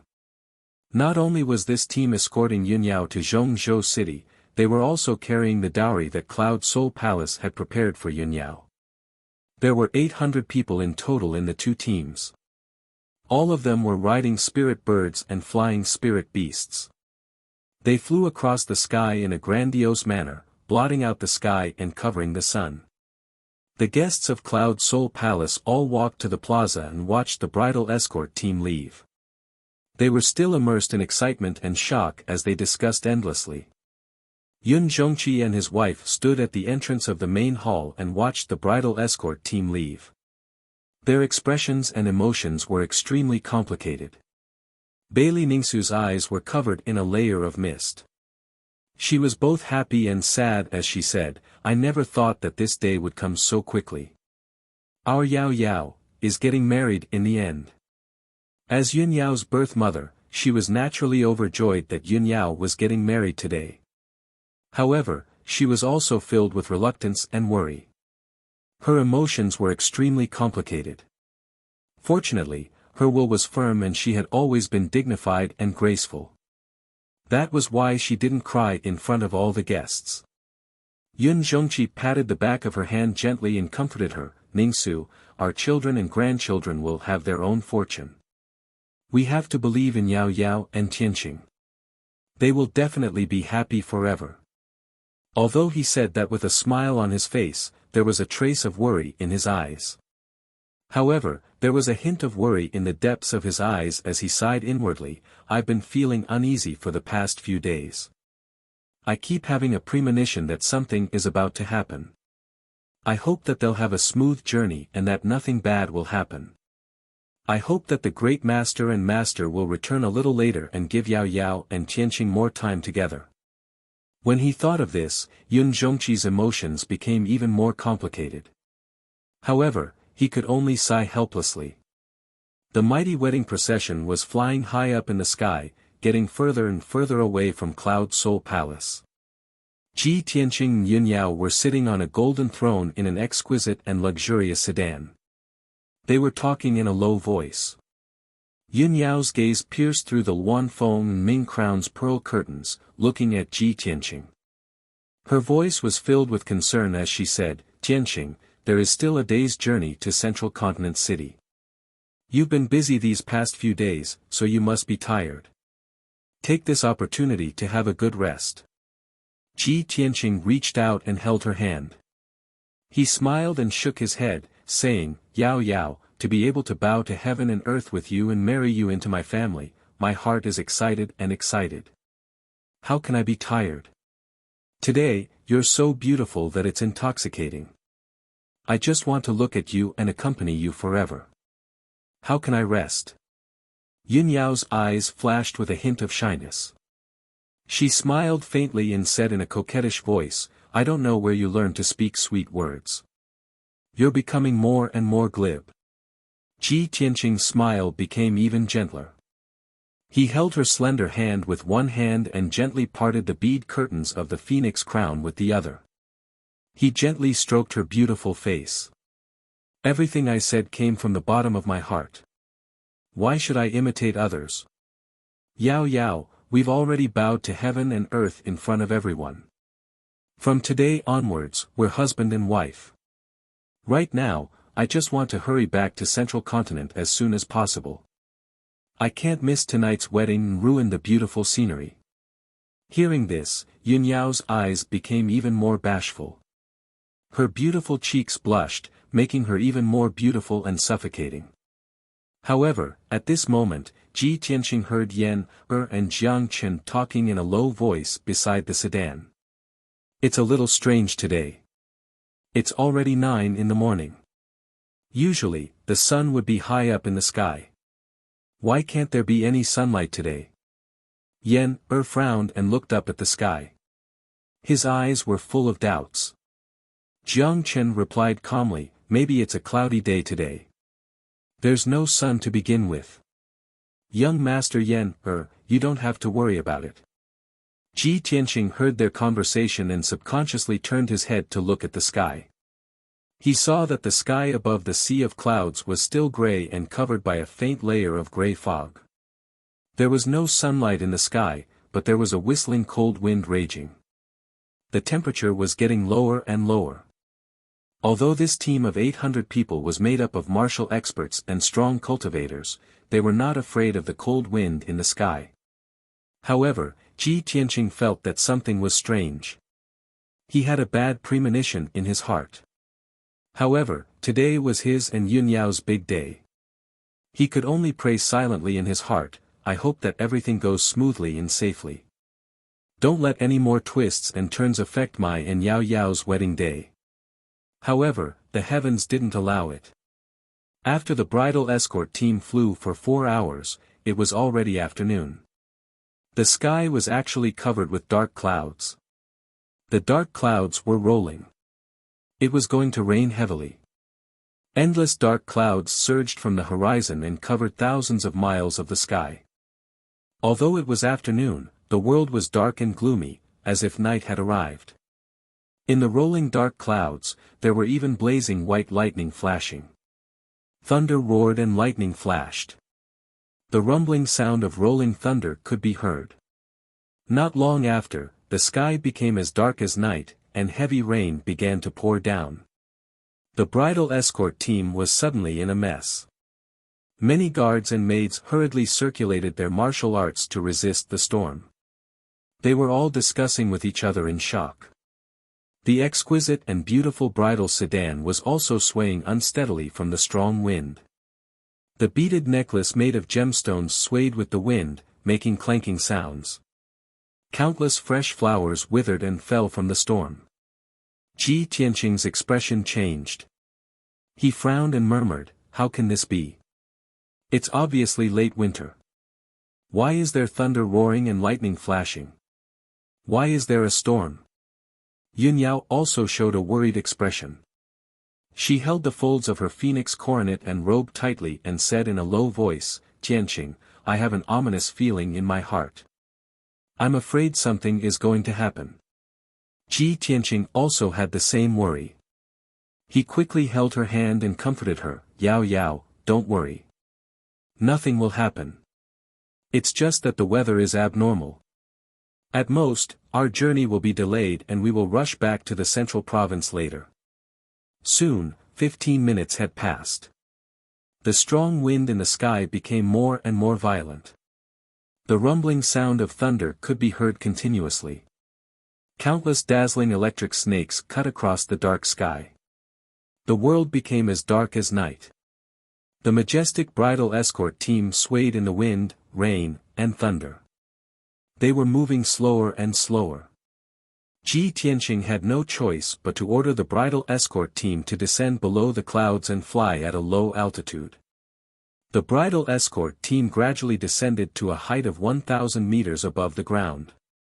They were flying above a vast forest. At this moment, in the dark sky ahead, a dazzling red light suddenly appeared.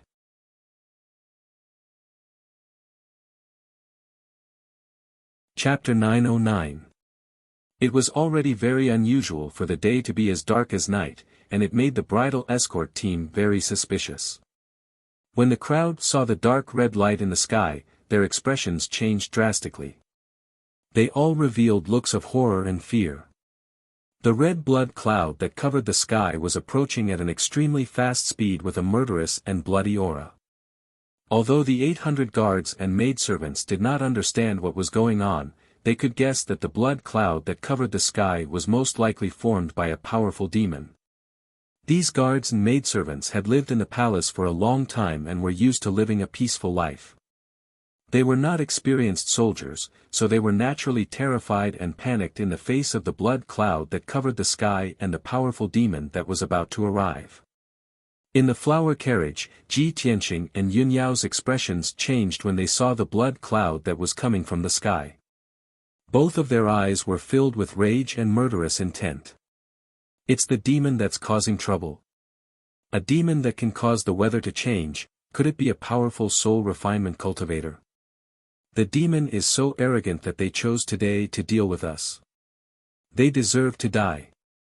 In the blink of an eye, the blood cloud that covered the sky flew to the sky above the vast forest.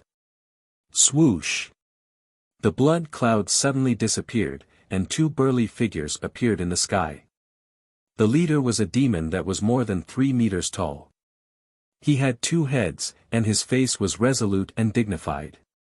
His skin was dark, and his body was covered in black dragon scales. His snow-white hair danced in the wind, and he had a pair of black azure bone wings on his back that exuded wisps of black fog and demonic aura. He was like a demon that walked out of hell, and his entire body exuded an extremely powerful and domineering aura. Without a doubt, this person was the ancient demon emperor. The person behind him was also a demon that was more than 10 meters tall and as muscular as a bear.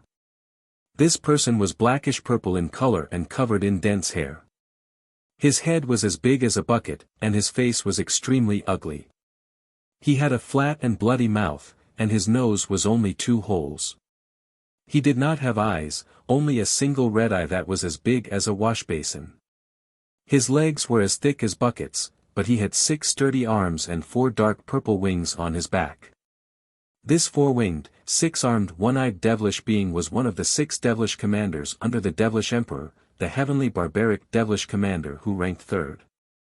He looked down at the 800 people who were escorting the bride. His single eye was filled with a ferocious and bloodthirsty light. He was very agitated. Although the demonic emperor and the sky barbaric demon commander were only hovering in the air and had yet to attack, the demonic emperor and the sky barbaric demon commander had yet to attack. However, both of them were soul refinement stage cultivators. Their bodies exuded an invisible spiritual pressure that enveloped an area of 10 miles. The 800 guards and maids were all suppressed by the powerful spiritual energy. Their faces were pale, and their eyes were filled with fear. Some of the more timid maids were so scared that their faces turned pale, and their bodies began to tremble. Ji Tianqing and Yun Yao stood side by side in the chariot. They stared coldly at the ancient demon emperor and the sky barbaric demonic commander with fear and hatred in their eyes. Yun Yao muttered softly, "These 2 devilish beings are both soul refinement stage cultivators. They should be the devilish commanders under the devilish emperor." Ji Tianqing frowned. He observed the devilish emperor and the sky barbaric demonic commander for a while before saying in a low voice, "Yao Yao, we are in big trouble. That 4-winged, 6-armed one-eyed devilish being is indeed a devilish commander. However, the 2-headed, white-haired devilish being in the lead is the ancient demon emperor. I remember his aura. No matter what he looks like, I can recognize him." Yun Yao's pupils constricted. Shock flashed across her eyes as she said in disbelief, "The devilish emperor came personally. What should we do?" She knew very well that although the devilish emperor had not recovered his strength, he was still one of the top cultivators on the continent. Other than powerful cultivators like God Teacher He Yu and the Emperor Lord, almost no one could stop the devilish emperor. With her and Ji Tianqing's strength, even if they had 800 guards and maids, they would not be enough for the devilish emperor to kill. At the thought of this, she hurriedly took out a token with 5-colored auspicious clouds engraved on it from her spatial ring. She channeled her true essence into it. The auspicious cloud token lit up with a dazzling glow and turned into a sword-like stream of light. It flew toward Cloud Spirit Palace at an unbelievable speed and disappeared in the blink of an eye. High up in the sky, the ancient demon emperor saw Yun Yao use the auspicious cloud token with his own eyes, but he did not care at all. He looked down at Ji Tianqing and Yun Yao with a disdainful sneer on his face. He said in a thunderous voice, "Ji Tianqing, we meet again." Ji Tianqing glared at him angrily.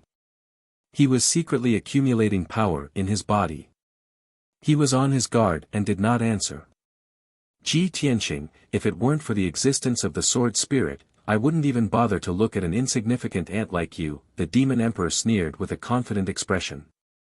"Ji Tianqing, if it weren't for the existence of the sword spirit, I wouldn't even bother to look at you. Today, I am here to take your life personally. You should be proud of yourself. Even if you die, your name will go down in history." Ji Tianqing saw that the devilish emperor was not in a hurry to make a move. He would rather stall for time and wait for reinforcements. He glared at the devilish emperor coldly and shouted in a deep voice, "Devilish emperor!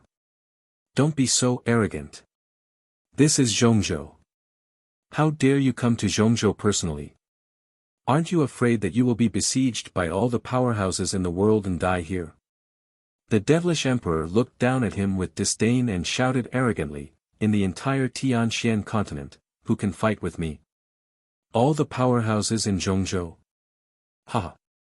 They must have not forgotten the fear of being dominated by me 1,000 years ago. Ji Tianqing frowned as a cold light surged in his eyes. Yun Yao looked up at the devilish emperor and shouted fiercely, "Ancient demon emperor, we have already expected that you would come to Zhongzhou and take the opportunity to cause trouble. Do you think we are not prepared? The god masters of the imperial residence are waiting for you to walk right into their trap." Yun Yao was just bluffing to intimidate the ancient demon emperor. She did not hope to scare the devilish emperor away. She only hoped to stall for time until the powerhouses of Cloud Soul Palace came to help. However, the ancient demon emperor glanced at her and sneered even more disdainfully, "You have already prepared? Then why did you ask Cloud Soul Palace for help? Could it be that you think that your useless father and grandfather can stop this emperor? What a joke! As for the imperial residence, Zhongzhou city is already in chaos. Those god masters can't even take care of themselves. Why would they come to save you?" Hearing what he said, Ji Tianqing and Yun Yao's expressions changed drastically. Their eyes were filled with worry. The two of them immediately understood that the devilish emperor had come to kill them personally. He had even arranged for the devilish clan to cause trouble in Zhongzhou city to stall the god masters of the imperial residence. The Nephilim emperor had been scheming for a long time. At this moment, the devilish emperor looked at the two of them with a mocking smile and said coldly, "Today, I will start a massacre and kill all of you."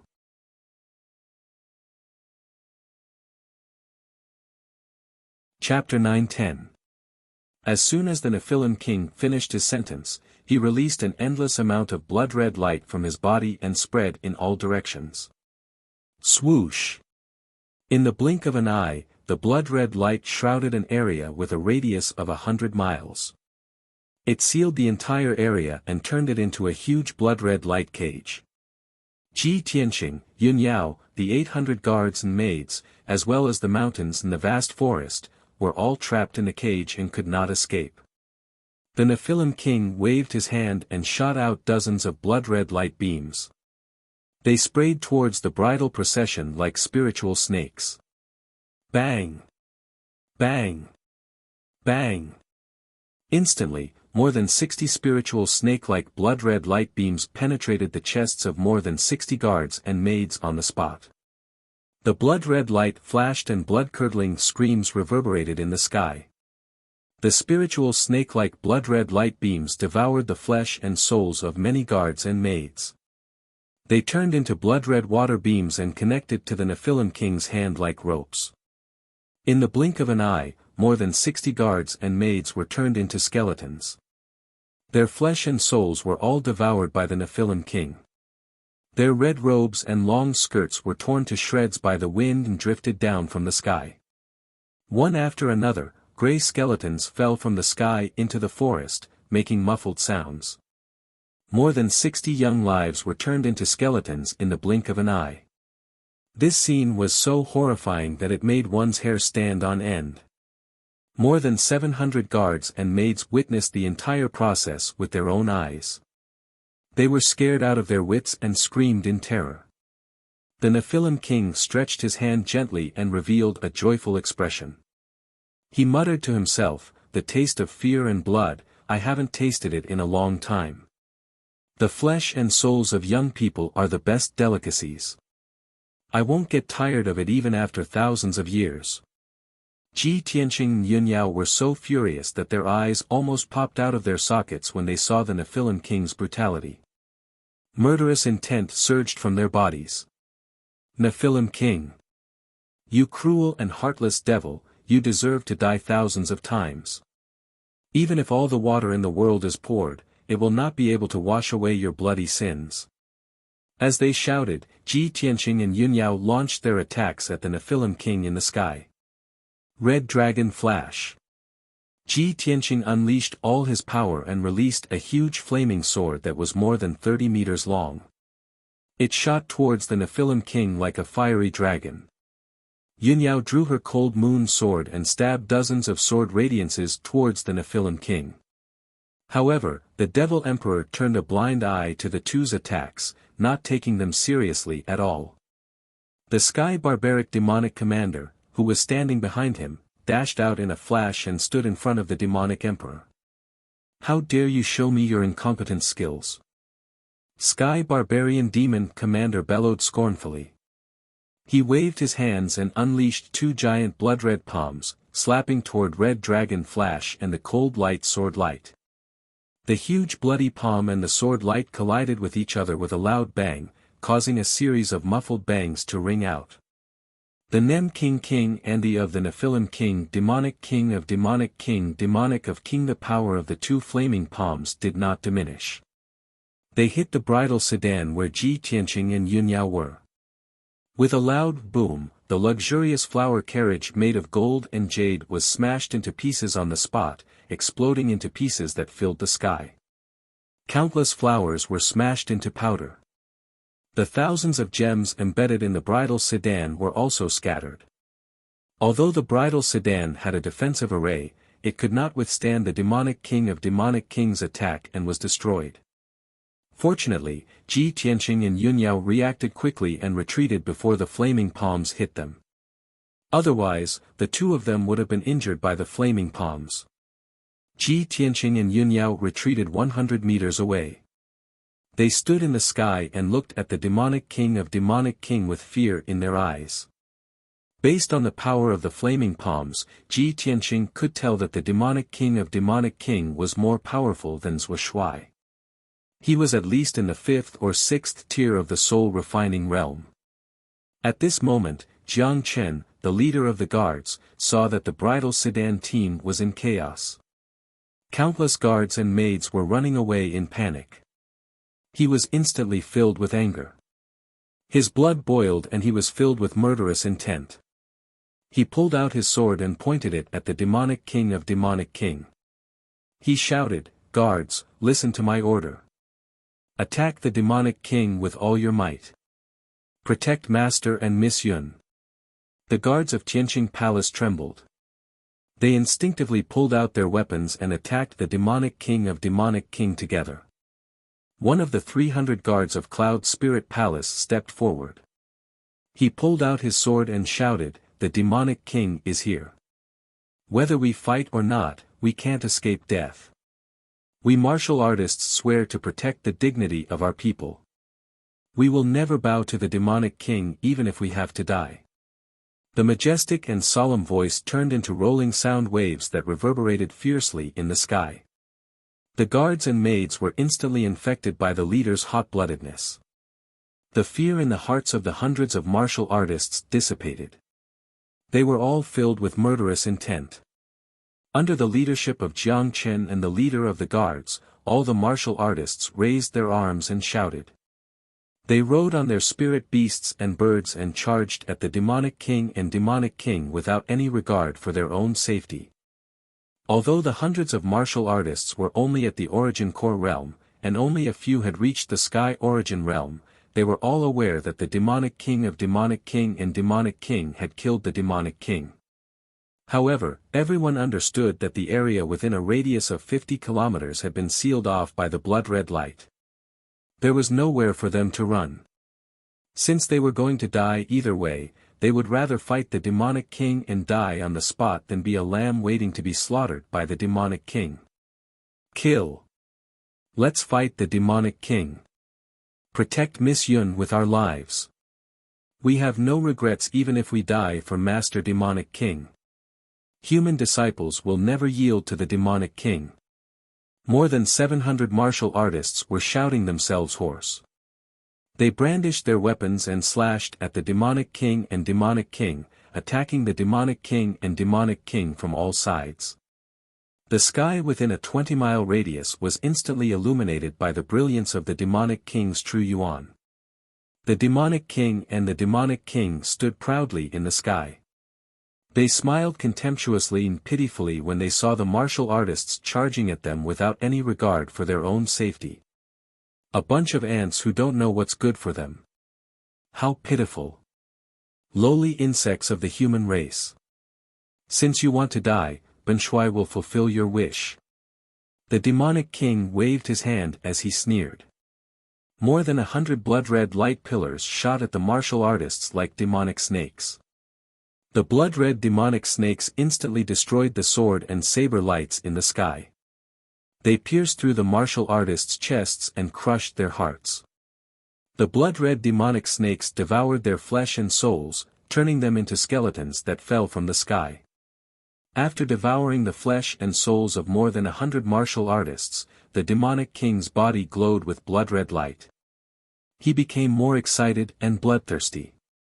The demonic king of the demonic king's body glowed with blood-red light. He dashed into the martial artists like an ancient ferocious beast and started a massacre. Hundreds of martial artists attacked him one after another, creating muffled sounds.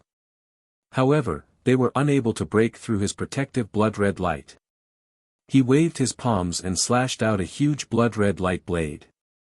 However, it killed the martial artists, sending body parts and blood flying everywhere. You're tuning in to the Han Li's Wuxia Chronicles YouTube channel. We're so grateful for your support, and don't forget to subscribe to join us on this incredible journey through captivating stories. Your generosity through donations truly makes a world of difference, as it's the primary source of revenue that allows me to expand and enhance this channel for you.